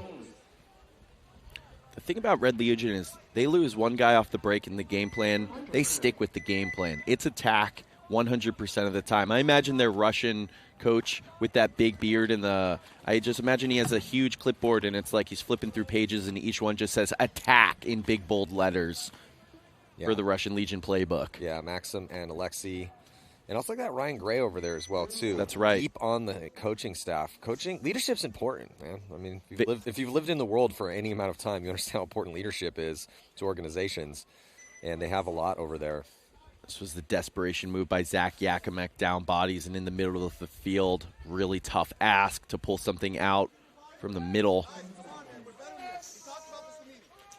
Dave Bain saying, we're better than this. Down 3. Damage looking to avoid that same hole. Down 2 right now against Dynasty. Arturo gets a pretty good jump off the box there for Dynasty. He makes it alive to the south. Electronics can. 5-on-5 breakout. Never mind, Harrison Fry dies early. So advantage Tampa Bay damage. I believe that was Dan Holiday from the Hertz Tower killing Harrison Fry. Yeah, so down a body, but up 2 points. San Diego Dynasty rolling their guns from the pocket on the right-hand side of your field. Both these teams wearing blue. 5-on-4. See if Damage can make something of this high body situation. They do scurry a body out into that D2 position. It's Chris Shear. He's going to go up into the mini wall. And they have good position up the middle as well with Holiday at the Hertz Tower, just dedicating his gun towards that D side in case Joe Barrett wants to try to run through that gap, take over the attack from Harrison Fry, who walked off early dead. Yeah, I'd like to see Damage find a way into the snake here, or at least keep Arturo out of it. If Arturo can get into the snake, it's going to make it very hard for Dan Holiday in that Hertz Tower. Yosh Rao on your screen now. Chris Shear, so good at playing off bunkers, looking for shots, unorthodox angles to sneak one in. He's alone on that Dorito side wire right now. Ryan Greenspan playing over the top of that back center. Catches eyes on the body filtering out behind Chris Shear. That's Jacob Edwards supporting Shear. Allows Shear to take peeks down the wire knowing that he's got that big gun protecting him. Jason Edwards now filtering over to that side of the action. Oh, Yosh Rao getting shot by Chris Shear, though. Cross field, not able to protect on that side. Had his gun that way, and then Barrett going to head check into a ball after making it out to the back Dorito. So it's just Greenspan and Andrade for Dynasty. Looking at a swarm of Tampa Bay damaged bodies. They're not going to concede the point, so these two just trying to burn as much clock as possible here. Doesn't look like it's going to be much as Greenspan takes the walk. Yeah, really nice job by Damage. Chris Shear, so good at scurrying into spots, making the bumps when they're available and staying alive. Very spry. One on the Dorito side, plays with a lot of intelligence as well, and backed up by the Edwards brothers nicely to get Damage on the board and cut the lead to 1. Referee going to give him a spin. Thumbs up. Point is good. Got ourselves a game. Yeah, Mo's laughing because Jacob Edwards has comments walking off. He was letting the referees know that a Dynasty player was walking off the field pointing. Not allowed. Dead players to gesture or speak. It's a tough minor to draw. Usually you get a warning first on that one, but Jason Edwards planting the seed of an idea like Inception into that ref's head. Got to plant the seeds every now and then. You do. It goes a long way. Like, hey, that guy's leaving early, ref. I'm not telling you how to do your job, but maybe watch for that. But now it's been all Red Legion here. Impact, looking for the answers. Yeah, big moment right now for Evanston Impact. There's time for a comeback. They've had a bunch of them over the years, but they got to get something going here. It looks like Rainey's going to continue to get the spin. Yeah. Dalton and Brandon will be the combo on the D side, and then they're going with Urena. Urena taking the snake off the break. Big play call here. Aggressive moves, but doesn't work out. Good zone control by Red Legion. 5-on-4. Yeah, just to show you how deep Impact is, down 3 in the Play the Game podcast, boys. Tyler Harmon and Marcelo Margot are on the bench. But Rainey Stanzek filtering out to that can after losing Mikey Urena. So Impact is developing somewhat, but just the zone control from Red Legion is so good right now. It's a 5-on-3 with a 3-point lead. It is all Red Legion out here. Yeah, so much pressure downfield. I don't think anyone saw this game going this way. Still a long way to go, but Red Legion. Yeah, there's still 8.5 minutes left, but it really has been all Red Legion. Just Impact unable to get anything going. Rainey Stanzak cannot get his gun up with how much pressure he's taken from these Russian forces. Stalingrad-esque attack there from the Red Legion. Nice job. Just a full team effort. Yeah, they are recklessly running guns into the breach, but it just hasn't been, but in a good way, in the best way possible, because they're going up early quite a bit here, playing high bodies constantly. Yeah, fearless on the attack, methodical in their posture, and just enforcing their will right here. Imposing their will. 20 seconds. Uh-oh. Kirill got a little bit of a cough coming into the pit. Everyone's super calm. They're here to win tournaments, not quarterfinal games. Now Dynasty, 1-point lead here, Maddie. It's not much of a lead. Let's see if they can live off the break. They are going to risk a body. They shoot Keith Brown off the break, but it looks like Danny Schonauer is going to get a spin. They send him to the baby Dorito, and he's going to take the walk. 4-on-4. But that's a big kill on Keith Brown. So no attacker on the D side here for Dynasty, and no attacker for Damage. So far, Snake side. Yeah, so far Dynasty has taken Keith Brown out of the game. However, Joe Barrett going to die, I imagine, off the bounce shot, and then Chris Shear going to take a big bite into the Dorito 1, make it the Dorito 2. Chris Shear playing with a lot of intention against his former team. He's just got Blake Yarber, the frogman, right there in the middle, trying to keep him in check. But now Arturo Andrade, great fill in a low body situation to get into the snake. Yeah, and he's going to crawl right to the 50-yard line. Gets all the way down there, gets right into that crucial spot. Nice fill out by Edwards, though. No one's stopping Edwards. Edwards gets all the way into snake, too. Jason, does he know that Artie's there? He does now. And here comes the attack up the middle of the field. Able to pinch out Arturo and stay alive. Here comes Holiday. Holiday going to wrap around, get himself a 2-pack as he trades with Blake. They actually collide. Greenspan on the Chaos dives into the snake. And 2 bodies alive for sure for Damage. I think it's a 2-on-1 in favor of Damage. This could be a tie game unless the Legend can pull it out. Nope, he's not able to do it. So Greenspan, as the lone body, he takes the walk as well too. So 2 unanswered for Dynasty, and now 2 unanswered for Tampa Bay Damage. It's a good game here, Mike. Man, that was really nicely done by Chris Shear, playing with such great pace on that Dorito side. But Dan Holiday coming through to shoot Arturo and then bunker Blake Yarber. Love a +1 move through the middle for Dan Holiday, stepping up in a big way in that role after Brian Smith goes down with injury, and CJ Canner initially getting the spins up the middle for them. Had that bad penalty in the prelim, so Holiday stepping up. Yeah, big moves from Holiday with the crucial 2-pack down by 1. He got that kill, and then here's the collision as Blake and Holiday go chest to chest, barrel to barrel. Blake the bigger man there. And then Greenspan, head on a swivel, knows he's the only body left alive. I mean, he had to go gun up over that spot. He was kind of in a tough situation once it went down to that 1-on-2. And we're in the pits with Damage. Great job by Jason to get into the snake, though. Yeah, big Phil recognized that there's only maybe 1 body left, 2 bodies left for Dynasty. Feels no pressure, takes the bite. And now Impact just trying to get something going here. Yeah, they go back to the Harmon Margot combo. They're going to stick with,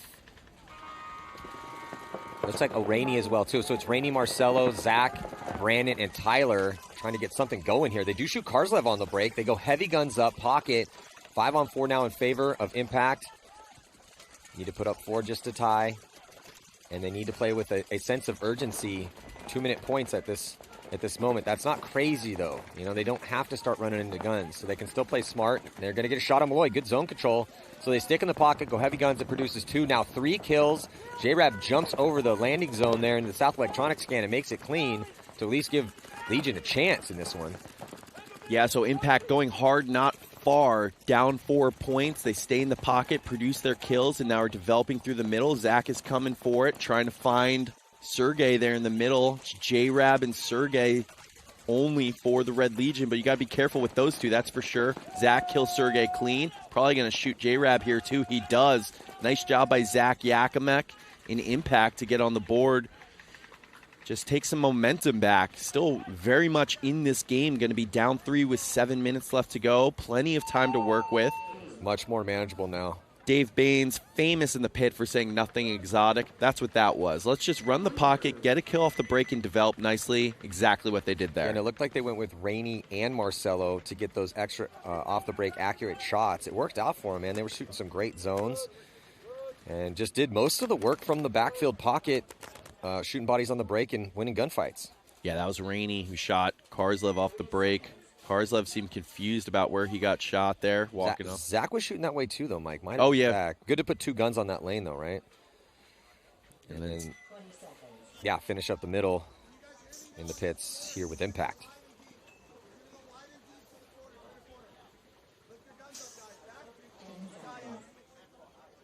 Zach tying his shoe, listening to his coach. Got to keep those boots tight. But now in a tie game, Tampa Bay Damage, San Diego Dynasty Maddie.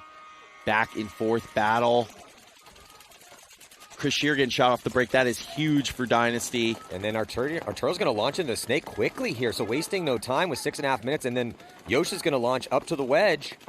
Oh, but Harrison Fry running ref. He's going to catch a minor penalty. So 4-on-3 advantage now. Damage after Fry catches the penalty. Rough moment to get a minor here as you are up body, and that's going to put Dynasty now 3. Oh, Yoshrao comes through, drops the hammer on Holiday, but it's a trade in a low body situation. I don't know if Yosh knew that they had just had that penalty, so now it's a 2-on-3. So another high body moment here for Tampa Bay. They're going to shoot Jacob Edwards, though, 2-on-2 now.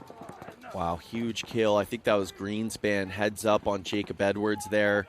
Oh, but he takes a shot coming down the Dorito side, so 1-on-2. Arturo looked like he was going to get the drop on Keith Brown, but not going to happen. Jason Edwards once again alive in the late game. Damage, 3-2. Yeah, Damage, scrappy performance here. 2 unanswered for Dynasty, now 3 unanswered for Damage to take a slight lead with no concession from Dynasty yet. Really helps when your coach is the other team's former coach. Knows how those guys think, what adjustments they might be making, or what their mindset is with a 2-0 lead. Kevin. Yeah, you were talking about that, but I mean, yeah, Kevin Brettauer knows Dynasty better than anyone on planet Earth other than the guys that are currently on Dynasty.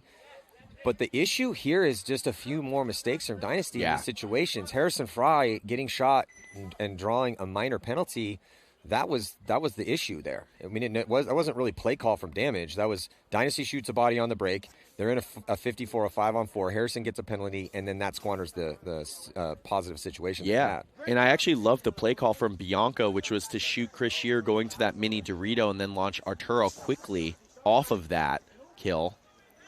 But unfortunately, that penalty derailed the Bianca design. I thought the other guy, because the guy walked off. I saw a guy we saw on the break. Yes. That was off by 1. I saw the second guy that shot me when I went around. Arturo, Yosh, Ron, and Joe, Danny. Hey, so on this side, There's 5:30 on left. the side, they've got us pegged on the base. Hey, let's go, Dynasty. So what do we want to do? Play That's short? really good by Bianca.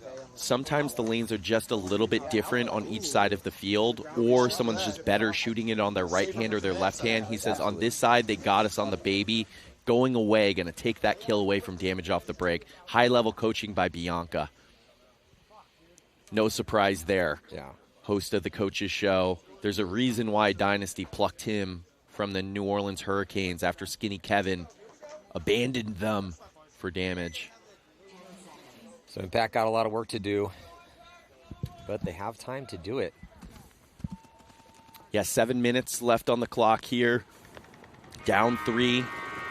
Margot and Rainey in again to go get that extra guns off the break, and they go back to that same play. Pocketed it up. Does it produce a kill? Legion attacking up the middle this time, conceding the outside wide on that D side completely, staying at the Aztec. And then here comes the counterpunch developing from Impact up the middle. 5-on-5 breakout here. Oh, never mind. Sergey had that zoned up and catches Zach coming forward into the wedge. So Red Legion 5-on-4. They've been playing up bodies all match long, it feels like. J-Rab, Sergey, Kirill, really good zone control right there. It's going to be difficult for any Dorito side attack to develop through that gun of Sergey. You're looking at Brandon Cornell and Rainey. Rainey on the wrap, tries to contend with Sergey. Not going to happen. He takes one. So now it's a big advantage, 5-on-3 with a 3-point lead for Red Legion. Tough ask here for the Impact guys. Don't really want to concede just yet. Yeah, it's tough, right? Making it real hard on the coaching staff right now. It's 6 minutes left in a down body situation, down by 3. You kind of have to ride it here and hope somebody can make something happen, but it looks like maybe back center player having some problems with, I think, Rainey maybe having to clean his gun. Marcelo Margot in the back center there. Oh, Marcelo. Yeah, that's Marcelo. But, yeah, it's so hard to develop an attack against Red Legion because they're always in your business. They're up in the center already. It's very hard to get wide with Kirill and Sergey cross like that. Marcelo going to launch to the corner. He does make it, though. And he kills Karslev. Massive, so clutch. So clutch. Mr. Clutch. Marcelo Margot with a beautiful fill out wide at the perfect time and then immediately gets the kill. But he's going to be losing Brandon Cornell. So it's Tyler Harmon and Marcelo Margot, Play the Game podcast hosts, to try to make something happen here in a low body situation. And they're going to ride with it here. No concession. They shoot Sergey. That was Marcelo from the inside of that Dorito willing his team here in a 2-on-3. He's so good in these corner spots in low body situations. Head on a swivel in a legendary shot. Here comes Kirill into the middle. Marcelo just asks, is it kill Malloy? Wants to know where Malloy is because he's always dangerous. Kirill looks like he wants to take it through the middle. Well, never mind, going to retreat. Well, for a second, it looks like Malloy was just being patient at the mirrored up with Tyler at the South Electronics can. Here comes Karslev. He's going to run, try to put the pinch on Tyler. Tyler backed up off the spot, try to get a better angle. But again, they have a 3-point lead. There's only 4.5 minutes left to go. So I like the fact that Malloy is slow playing this a little bit here on the Snake side. That was amazing by Tyler Harmon. Had to live fully behind his gun with Karslev on his end of the field, able to make that fill into the Snake 1. That was so clutch by Tyler Harmon. Oh, but then he gets shot. So that's going to force the concession. Wow, it really looked like Harmon and Margot were turning the tide there. They were turning the tide. It's just tough, 2-on-4 situation. Man, it's a big ask when the Legion's playing as well as they are. Now, Malloy being a little bit patient over here gave them a one less outside body wide angle to worry about.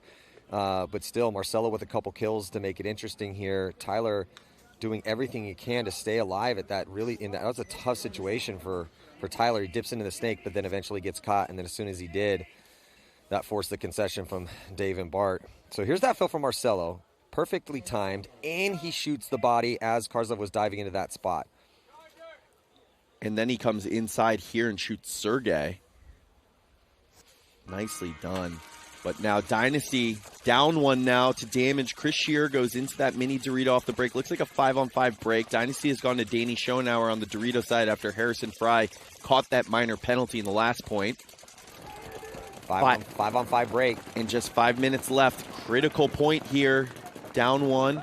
Dynasty has done a great job of containing Keith Brown so far in this match. However, find themselves down 1.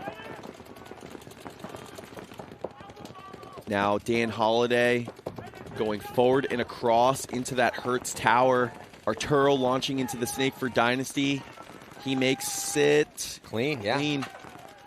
Oh, and they're going to be shooting. Oh, wow. They shoot both Edwards brothers but they lose Danny Schonauer. Tough death for Danny, as it was going to be a 53, a 5-on-3, and now it goes to a 4-on-3. Oh, and Arturo just got shot in the head. See, Dynasty keep doing this. I mean, they're playing Damage, so I get it. Damage got some great shots. Oh, but then Chris Shearer, he's going to get smoked by Yosh Rao. Just one body left alive. It's Keith Brown. Looking at 3 Dynasty players. What a crazy point back. Just teams trading kills and deaths back and forth. Yeah, Joe Barrett, Ryan Greenspan, and Yosh Rao in a great position to tie this game with just Keith Brown left. He comes into the Snake 2, really tough spot. Yosh Rao applying the pressure, keeping his eyes on him. So important just not to lose track of that guy. And then going to put one on his hopper and a little extra in the back. Why not? And so Dynasty going to tie it up here, Maddie. 3 minutes and 50 seconds. Back and forth. Yeah, this is a great one. Huge for Dynasty to take the momentum back after losing 3 points in a row. Yeah, it's obviously, look, it's Dynasty and Damage, right? So when you see guys getting shot out of their spots and you can say, yeah, that's a mistake, and it is, but they're playing, it's Dynasty playing Damage and Damage playing Dynasty. Of course, you're going to be losing bodies. How do you react after that? Everyone's going to make mistakes. It's how do you respond to them, and then who out there actually plays and executes the best, given that a couple of your guys just got shots. This one, it was going to be Dynasty. The past few, it's been Damage. You see Danny just catching one on a head check. Yosh Rao played great here in this one. Excellent moves. Started at that inside can and then moving up into the middle. Great shot on Dan Holliday's pack right there in the Hertz Tower. Not much that came into his field of vision, but Yosh with that field one force able to zip one in. Yosh very familiar with those guns. He's in the factory every day, but now Impact in a desperation situation, down 4 against Red Legion and running out of time to mount and come back. Oh, it's going to be just, they got to put guys in and make moves here. 4.5 minutes. They go heavy pocket to try to shoot a body on the break. They're going to lose Marcelo, and they let Malloy into the Snake. So aggressive play call here from Legion, up by 4. The meta has definitely changed on this field. Snake today is being taken quite a bit. The rain is also a factor, right? Sometimes the guns just don't shoot quite as well, but good trade by Kirill up the middle there. What's that famous paintball saying? When it rains, you run. Yes, exactly, and just 2 bodies left alive. Maddie, it's all Red Legion here. Impact unable to get much going so far. It's a 2-on-4 again. Not in very good spots either. Running out of time. The dream is dying here for the boys from Impact. Spent a lot of money on this roster in the offseason. It's been a little while since they've won. The Yakimek family used to take in first places, certainly, but it looks like they're going to be leaving in the quarterfinals here. Just finding the Russian Legion attack to be too much. Red Legion imposing the will, creating the identity of the match. They love to run, rain, shine in Florida, in Atlantic City, wherever. Yeah, Impact, last time they put up a victory was Windy City Major 2022. I'm still going to call Impact to win a tournament here this year. The roster's really good. They are working hard. But this is just how good Legion is today. And, I mean, they are the series title holders. They won the series title by a mile in 2024 and 2 tournaments. Yeah, and Legion oftentimes could care less what the meta dictates in terms of pace. They play at Red Legion pace. Oh, the way they look at it is that we decide what the meta is. We don't care what you guys think it is. Sergey flame-throwing over there at Rainy Stanzak, but finds one. And so it's going to be a concession there. 5-point lead, 2:11 left to go. All but official that Red Legion's going to move on and send Impact packing. Yeah, as the rain now starting to come down a little bit harder here. It's just been a bit of a drizzle. But officially starting to, which is going to make this tied 3-3 Damage Dynasty game very interesting. Definitely. Yeah, looks like a system moving in here. Maddie, some radar. We might get a gap, though. Might get a little gap right there.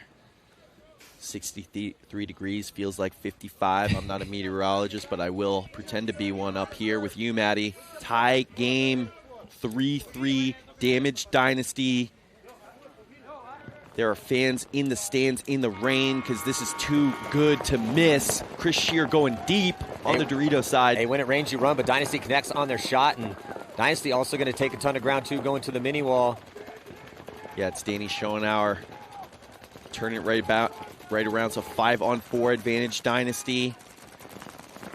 Big moment for Dynasty. The longer this point goes, the more important it becomes. They have this one-body advantage here, Mike. Let's see what they can do with it. Damage has been doing a real good job of winning gunfights to even up counts, though. That's how they won in Chicago last year as well. Just gun battle after gun battle victory for them. Let's see if they can find one here. With under 3 minutes left to play.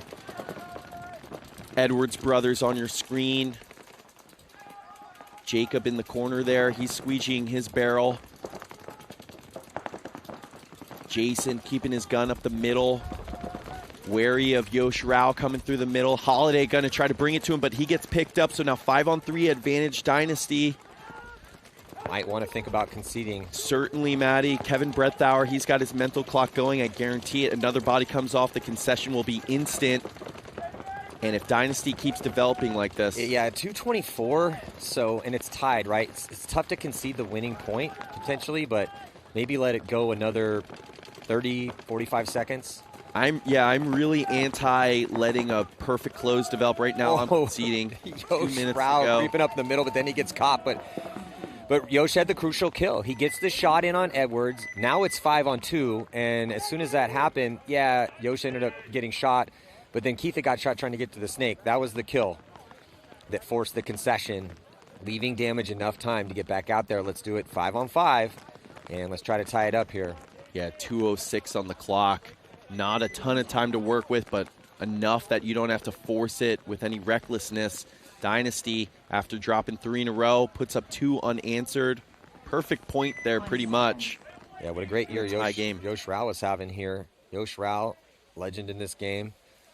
Nicely done. Yeah, he creeps out there and gets that angle and then calls his shot. But and then, yeah, he gets caught there, but it didn't matter because at that point, now it's going to be a 42, 4-on-2. And Keith that just got shot trying to get into the snake on a desperation run. Oh, they're going to go with Kuzmin and going to lose Kirill. But Impact losing Mikey Urena. They are streaking up the Dorito side. Not gonna have enough time to do very much here. Still 3 bodies left alive for Russian Legion. I think only 2 left alive for Impact. So really about either mercy rule or not at this point.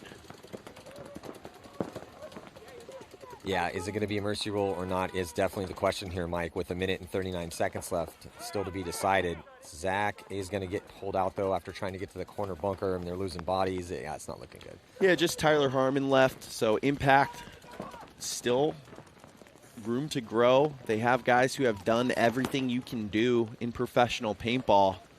Haven't found exactly the mixture yet. Didn't run 2 lines here, as Impact tends to. You know, it's a different group this year, calling for different methods. I have total faith in Bart, Dave, the Yakimex, and all of the paintball IQ on this team to figure it out. And sometimes a beating like this will light the fire in a veteran's belly. Put in just that little extra effort. Difference between winning and losing on Sunday. Even if the score's like this, not a huge gap, certainly in skill or ability or desire from Impact and Red Legion, but Red Legion just too much on this rainy Sunday morning. Yeah, and it really just came down to that the beginning. They were playing up bodies a lot. As Dave Baines likes to say, Legion wasn't really doing exotic. But the story here is that Legion doesn't care what the meta of the field is. They're going to dictate what the meta of the field is. They're going to play their style of ball. And they're shooting a lot of bodies on their break. They're playing up bodies, dictating the pace of the action. They stacked up a lot of points just playing some super solid, consistent paintball. And then that was it. Then Impact's chasing. Full control here from Legion.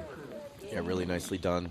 Kuzmin getting dapped up by his boys, getting that spin right there. Maddie, to go back to your point about this Dynasty damage game, which is still very much in dispute in terms of the outcome, seeing Yosh Rao step out big, when they lost Marcelo Margot and Archie, everyone wondered, are they going to make huge pickups? is going to be the deal. To me, it was about, is Yosh going to be able to step up and play a lot of points for them and be big? He's answered the call. Oh, man. He's playing phenomenal this year. He was amazing. Him and Blake were absolutely amazing in the middle at the first event. And then Yosha's been getting the nod more than Blake. Blake's played very well, too. Yeah. But it's become Yosha's starting spot, and he just had the crucial kill that sealed the deal on that point and forced the concession. He's pushing the issue. Again, another player who's playing kind of, it's difficult. Sometimes he's at a can holding his own. He has to decide when to launch, when to pop the top in these. And then, yeah, sure, he got caught early on one, but then goes right back out there again and handles. Nice job, Yosh Rao and everyone from Dynasty. But it's not over yet here. Damage is not out of this. They're only down by 1. They definitely have enough time. I mean, was a minute? I think it's like a minute and 15 seconds left. That's 2:07. 2:07. Oh, yeah, plenty of time. Yeah. Plenty of time here for Damage. If Damage gets a kill on the break, which they do often, then they very easily could tie this one up. This game is far from over here. Slanting rain coming down here in Atlantic City. Let's see what Kevin Brettauer has drawn up against his former team, his legacy team, San Diego Dynasty. Damage needs the point here. Desperately needs the point. Tournament on the line here. We're in the quarterfinals on Sunday. The Atlantic City Open. Looks like Danny Schonauer are going to get the start here in this point for Dynasty. So maybe you're going to send him. No, he's going to go. He's going to go quick on a delay. They're going to send Keith Brown to the snake. And man, Dynasty has done such a good job of shutting down Keith Brown, who was amazing in the prelims. They barely let Keith play today over here. It's Dynasty's match to win right now. They get 5 alive. They get into the snake. They got Danny on the cross from the mini Dorito. Greenspan filling out wide. Dynasty is in perfect positions to punch their ticket into the semifinals. Damage desperately needs moves and gun battle wins, and it's got to happen in the next 90 seconds or they are going to be packing their bags, but they kill Yosh Rao out of the middle. Yeah, tough death there for Yosh. So now someone else has to pick up the team. It's locked at 4 on 4. Dynasty has a really powerful cross here. Arturo Andre is in the Snake 4, shooting inside. Danny Schonauer in that mini Dorito just pumping the gap into the Snake. Does not want to give Dan Holiday any opportunity to go forward. He's going to shoot paint for the next 68 seconds until that buzzer goes. Dan Holiday goes through the lane. But Mike, they have to put Damage has to put themselves in attacking position. Holiday knows that. He dives in. Matakata bouncer, no. Good zone control here. Danny. Again, and it's Danny crossfield. That's coast-to-coast shot has been working here on Sunday. And that's going to let Arturo get all the way up into the 50. I don't know if he's aware that Jason Edwards has made it into Snake 1. And then here comes Jake. Jake's moving, trying to find a way to attack up that middle. Just 37 seconds. He's gonna release. Arturo has no idea that he's there. He does now. Oh, and then he shoots him in the pack. Extremely clutch by Jacob Edwards Jake right there. Edwards now 3-on-3 situation. Damage playing on their toes, trying to find a way to crack through this cross. Time ticking down, though, just 20 seconds. They need another kill. Might be able to pinch out Danny Schonauer, as they do, and then Edwards is going to launch, and he goes right into the guns. He's going to get the first one. He's going to dunk on the second, begging for a penalty. I don't think they're going to get it, and Shear has to dodge the referee with 1 second left to tie it up, and the bend don't break moment does not work for Dynasty. They squandered a high body situation, and Tampa Bay Damage, if Chris Shear is clean, going to force this game to go into overtime. Rub, thumbs up, good to go. Great job by Jacob Edwards. He was the difference maker in that point. Yeah, Dynasty losing their heads right now. They wanted the major on Jacob Edwards when he came over the top and bunkered Joe Barrett. They thought he had a hit on him, which would have been a swing point. Dynasty freaking out. I don't think, though. It just comes down to feeling the pace of the attack, right? So Yosha's frustrated. That's a tough death for him. Danny also had a tough death in that baby Dorito as well, too. But when I'm talking about pace of the attack is where do we think the body's going to start attacking through? Well, the middle, probably a good idea. Arturo had gotten so far up there, he couldn't stay alive in that spot. And then here comes Jacob Edwards. Yeah, that looks like a pure trade to me. I'd like to see it again potentially, but I just, at least in that initial one. And then Shear had to dodge the referee to hit the buzzer. Almost didn't get it. Only 1 second was left on that clock. Great job by Shear. You know, he's not a big guy. Couldn't exactly bulldoze him. He finesses his way past that ref to hit it. He had no time to spare. Gets it with 1 second. Goodness gracious. Jacob Edwards got to go on the list right there, Maddie.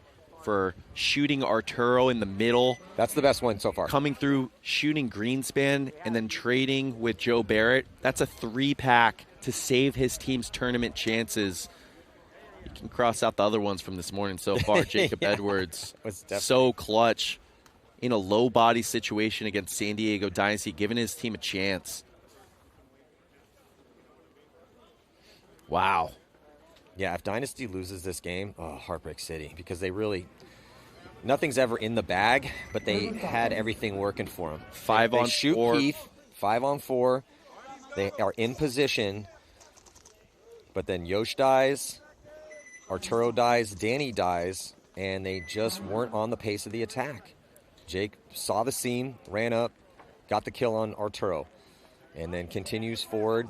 And because if Danny had just stayed alive for maybe another 5 seconds, I don't think Shear has time to hit that buzzer. Yeah, definitely. Completely agree. Danny had killed Dan Holiday on the fill into the snake there, shot him in the foot, but then Jason Edwards came immediately into the gap afterward. Really nice job by Jason Edwards to take that. That forced Arturo to play on his belly there.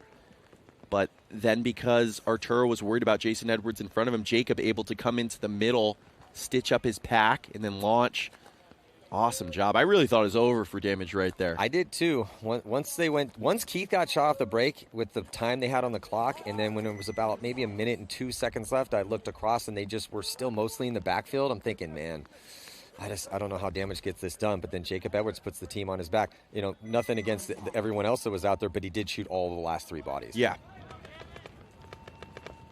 Yeah, that Arturo cross with Danny looked perfect. I think it was also crucial for his brother Jason to get into the snake when he did, yeah, which he's done a couple of times, because that made everyone worry about the outside angle, gave up the inside angle, and that was the seam that opened up. So definitely the assist on Jason Edwards. So here it is, overtime, 5 minutes on the clock. Who's it going to be? Keeping 5 bodies alive this time is Damage, and they give Dynasty a taste of their own medicine. They go back with Danny, and Danny gets shot off the break here, so Yosh is going to go up. Somebody on Dynasty tucked in the pocket. The lone attacker is Yosh up the middle, but they have 2 in the back center and Arturo at the can. And then here comes Jacob Edwards back up the middle of the field to do battle with Yosh Rao. Yeah, he's hunting for it. If Jacob can get Yosh off the field, it'll be a huge advantage. Oh, but Jason Edwards dying out of the back center. However, Yosh dies, but Jacob going to launch. Yosh was already dead. 3 on 3, but the outside containment is big here for Tampa Bay. Damage on the D side at that mini wall. Might be able to trap Joe Barrett, but Barrett gets through the lane and gets outside wide on the D side. Great job by Joe. Greenspan's going to follow him up, and that leaves Arturo on an island on the snake side. Yeah, Arturo has to play with a ton of responsibility here, looking at Dan Holiday and Keith Brown. This is that island drill, so it's Arturo on an island for Dynasty snake side, and Shear on an island for Tampa Bay Damage, playing against this former squad up into D1. So who's going to step up? Whoever gets this next kill could be the hero of this match. And it's Ryan Greenspan moving into the Dorito 2 for Dynasty. It's going to make it really hard for Dan Holiday and Keith Brown in those cans there. Arturo knows the count. He calls 33. You know Greenspan wants it right here. Both Edwards brothers have already taken the walk for Damage. Even body count, but Dynasty with that forward progress on the Dorito side. Shear and Greenspan. Greenspan once said there are plenty of Chris Shears in the world. Nothing special. It's no big deal that he went to Damage in the offseason. Did he say that? He did say that on the record. Might have been a little salty. A little salty, but now they're in a head-to-head battle. Here comes Joe Barrett into the wedge. So they're trying to get 2 guns on Shear to keep him in that position. And then Keith Brown's still alive. Oh, but it looks like Holiday going to be taking the walk. That can is tough, man. Once the play starts to develop, it's just really tough to stay alive once your opponents get outside wide. Especially in the Dorito 2, which is where Ryan Greenspan was. Arturo calling the kill 3 on 2 for Dynasty. Now it's just Keith Brown and Chris Shear looking at Ryan Greenspan, Joe Barrett, and Arturo. Arturo gets into the snake. Keith Brown matches him quickly. So I don't think no one saw Keith Brown get into the snake. Keith could win this because Arturo does not know that Keith Brown's in the snake. And Joe's feeling that pressure from that side. And then here comes Arturo. Arturo still has no idea he's there. They got to trade. Oh, my goodness. Oh, no, Arturo stays alive. How did Keith not shoot Arturo? I think Arturo has a hit on the inside of his leg. Yeah, that might be a major.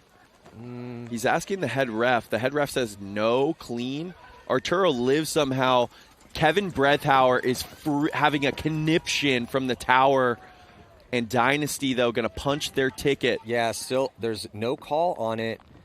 I mean, I would have to see the replay here, but I didn't see anything break off the inside part of Arturo. Arturo's going to pause, though, with a minute and 49 seconds left, and hey, can you come and check me out? As Chris Shear walks off dead. A hard-fought battle from both squads, though. Still no buzzer hit. Is Greenspan still alive? Greenspan, I don't see him. So Arturo's forced to hit it. Oh, looks right at the camera. Wow. He's going to do the spin here. Wait for the thumbs up from the ref. Thumbs up. Point is good. So as it stands right now, San Diego Dynasty knocking out Tampa Bay Damage from this tournament here in Atlantic City and moving into the semifinals. Hard-fought battle from both squads, like I was saying, man. Heartbreaker for Damage as tough situation. Dynasty lost that high body situation. Damage won it for them to the low bodies to get in. And wow, what a great set. So Legion demolishes Impact, and Tampa Bay Damage getting knocked out by Dynasty. But stick around here. It's going to be X Factor taking on PB Fit, Arsenal, and the Tauntauns. I'm Matty Marshall with Mike Jeffrey. We'll be back here at Atlantic City Open. Stick with us.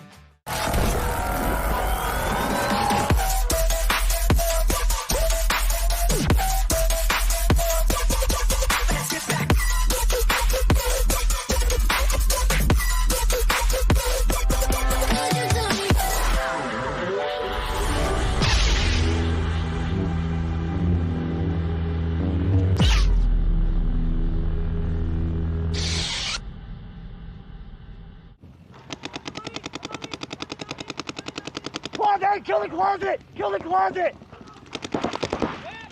We gotta be alive. Hey, Diesel, America off the break. Hold the zone. Delta money inside. Diesel!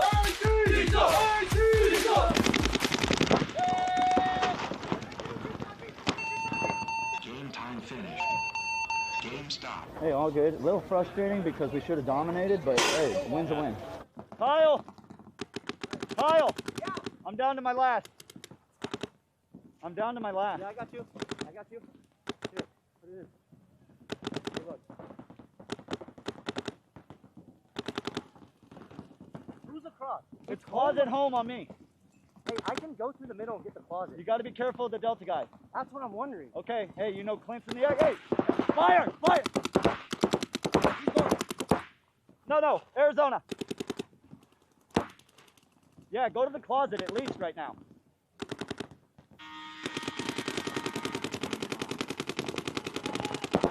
Cobra money. I'm going. They got the Tiger King Kuzma. It's the one on the snake side here. Diesel also getting into the 50 snake. No, so Kuzman's going to run to his death, though. Tried to bunker him out, not able to get him. Yeah, not even a trade. Yeah, he didn't know that Mouse was there. Mouse just shoots two more. Shoots him on his first engagement. And lived? Oh my goodness. Dies in the end, but I think that was a 4-pack for Mouse. I need my gun. 40 seconds.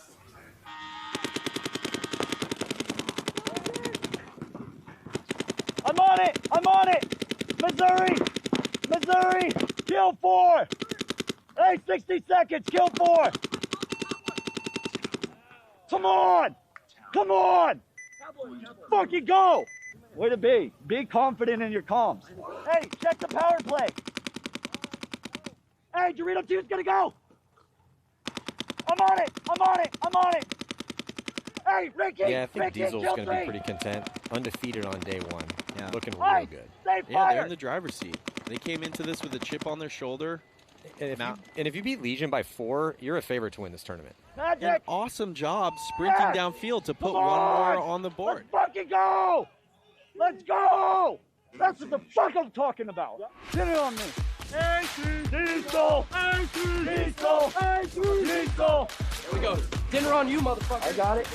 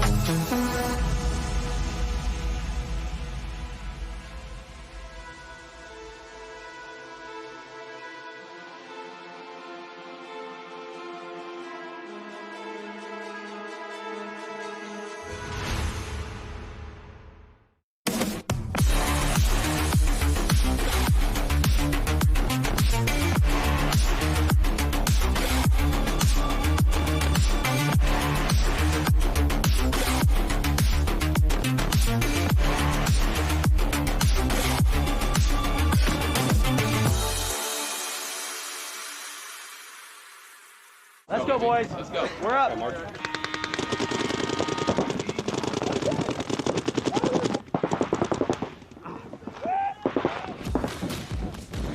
Defining moments. Let's go. Come on. Come on. We win these. Let's go. Yeah, baby. Let's go. Big moment. Love this. Love this. Love this. Let's go, JC.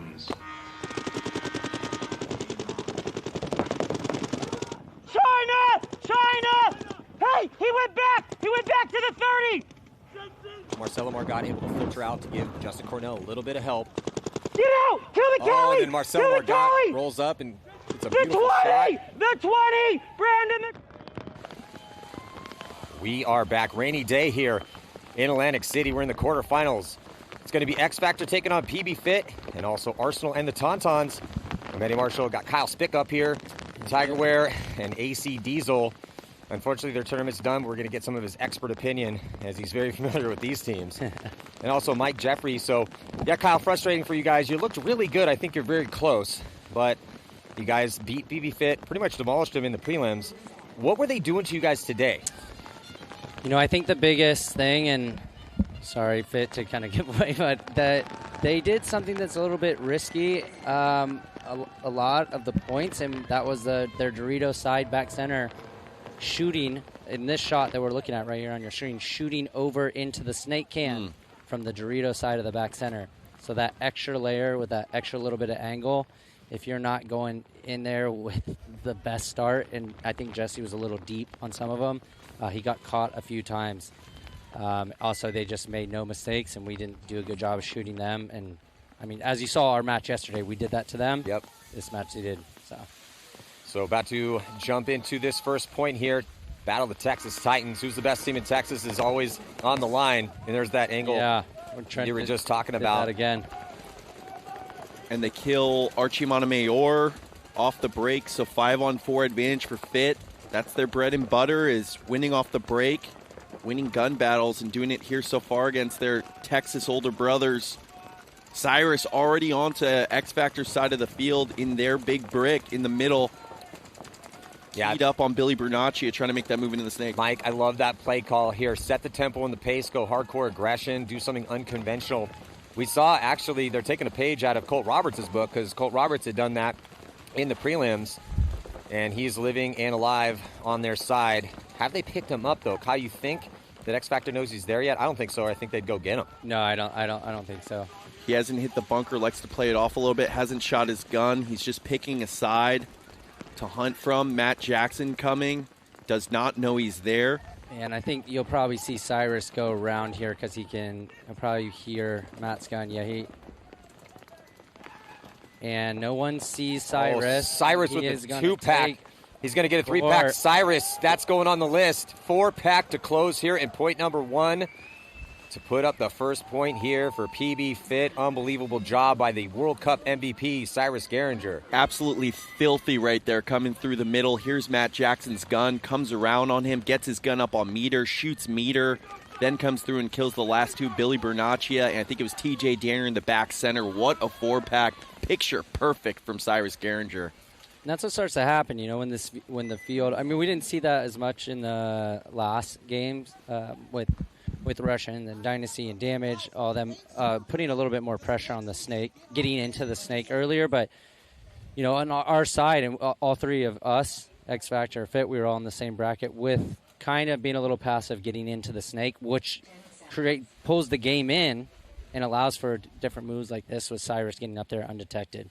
Cyrus Geringer, the little 180 spin to put the last kill on the board. Not even going to switch hands, had to do it so quick.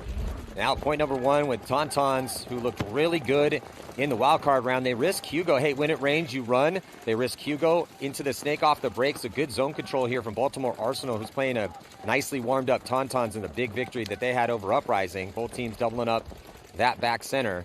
Between Cody Mikowski and Elliott Weaver, they've done a great job shooting wide bodies. However, Benny Carroll going to die early in this point for Baltimore Arsenal. Stephen O'Mara on the instant fill. Elliott Weaver coming through the middle. I think he took a bounce off his beanie right there. We're in the beanie over the goggles in this rain. Yeah, referee going to give him a check here, Mike. O'Mara thinking about making a move outside wide D side. He makes it clean into the baby Dorito. Caleb Abel getting the start for Baltimore Arsenal. He played his way into the starting lineup yesterday in big moments for them against Aftershock. So 4-on-4. Stephen O'Mara in that mini Dorito for Baltimore Arsenal, shooting the cross, trying to make sure Axel Gaudin can't make the move into the snake. Picked up Benny Carroll's job after Benny died. Yeah, the way Benny's playing, though, that's a great kill for the Tauntauns. So creative and lethal on the attack. Rain slanting, wind howling. It's dark out here. It's cold out here. It's cold out here, especially for the Southern California types. Yeah, what is this water stuff falling from the sky? I don't understand. Oh, kill here on Caleb Abel as he punches his loader in frustration. Yeah, that was just heads up Axel. Tough death for Caleb now. Tauntauns with the 4-on-3 advantage. able to win a couple gun battles after losing Hugo off the break. Still have to go through Elliott Weaver, Stephen O'Mara, and Cody Mikowski, though. High bodies, but those are 3 strong guns for Baltimore Arsenal. Fabrice Colombo on your screen looking like he wants to make a move through the middle. He knows he has Elliott Weaver in that mirror brick in front of him. Yeah, Weaver switches his gun looking D side now. Was looking snake side earlier. And if Weaver tries to take this move out here to get out to the snake side, can. Oh, you mean Mikowski from the sorry, back center? Mikowski. Yeah, he'll get smoked by Colombo. So good on Tauntauns to realize they have that whole side clear. Yeah, there's Colombo. Yeah, it's also tough. It's windy enough that it is moving the bunkers around a little bit, which takes away a tell. You know, these guys out here, the high level of skill and elite paintball performance, when they make moves into spots, you don't want to touch that bunker. It moves it around. But when it's windy, you kind of don't have to worry about that as much. Sure. So much you have to deal with in the rain, breaking paint. Inaccurate shots, sliding more than you mean to when it's dry. Yeah, you're wearing goggles. Sometimes they fog up. A good point, Maddie. That's the most frustrating one. Nothing you can do about it. But slowing down here, these first points so critical. Love to play with the lead. Colombo and Elliott Weaver jousting a bit there in the middle. Cody Mikowski able to take the move out to the can for Baltimore Arsenal. However, Axel Gaudin getting into the snake for the Tauntauns. Elliott Weaver did see it, so Arsenal is aware. They're relaying snake. Colombo, meanwhile, moves into that Dorito side wedge. It looks like he wants to come forward and kill Elliott. With a one-body advantage, Tauntauns would love a trade here, but got to be smart about it. Now, O'Mara making a move up to the Dorito side into that wall. Yeah, long first point here. Oh, Tauntaun slipping and falling, and still able to make it into the can, though, snake side as Axel's up into snake 3. Yeah, tense moments. Tauntauns do not want to squander this one body advantage they have, especially with the body. With Axel here wide on the snake side, it's huge. Rain lightning up here. Feels like the sun might even break through any moment now. Sky lightning, but Axel Gaudin, meanwhile, crawling into the 50 snake. Elliott Weaver not sure where he is. And it looks like Axel's going to end up... Ooh, O'Mara, though, launching up to the Dorito 2. Well, however, Axel's about to kill Elliott Weaver. Yeah, he's going to have a free kill on Weaver. Weaver has no idea he's there. Unless he catches it. Oh, no. So Axel Gaudin gets that inside kill on Elliott Weaver. And then he's going to smash the next body in front of him with Mikowski. Axel Gaudin looking for a 3-pack to close here. But Arsenal seen enough. Going to get the concession. Great job by Axel Gaudin. Tauntauns 1-0. You know what also makes it a little tougher? It was already without the rain for the back center players. The paint that's coming in over top of the center structure. You couldn't really see it till the last second, which is making that spot extremely treacherous. So even now with the rain, it's much harder to see that coming. But for many people out there that have been playing that back center, they know. But it's really difficult because what's interesting about that is that if paint comes in there and you get put down, if you can't play that top corner, you can't see the snake anymore. And so that's where you're starting to see where the cans come into play.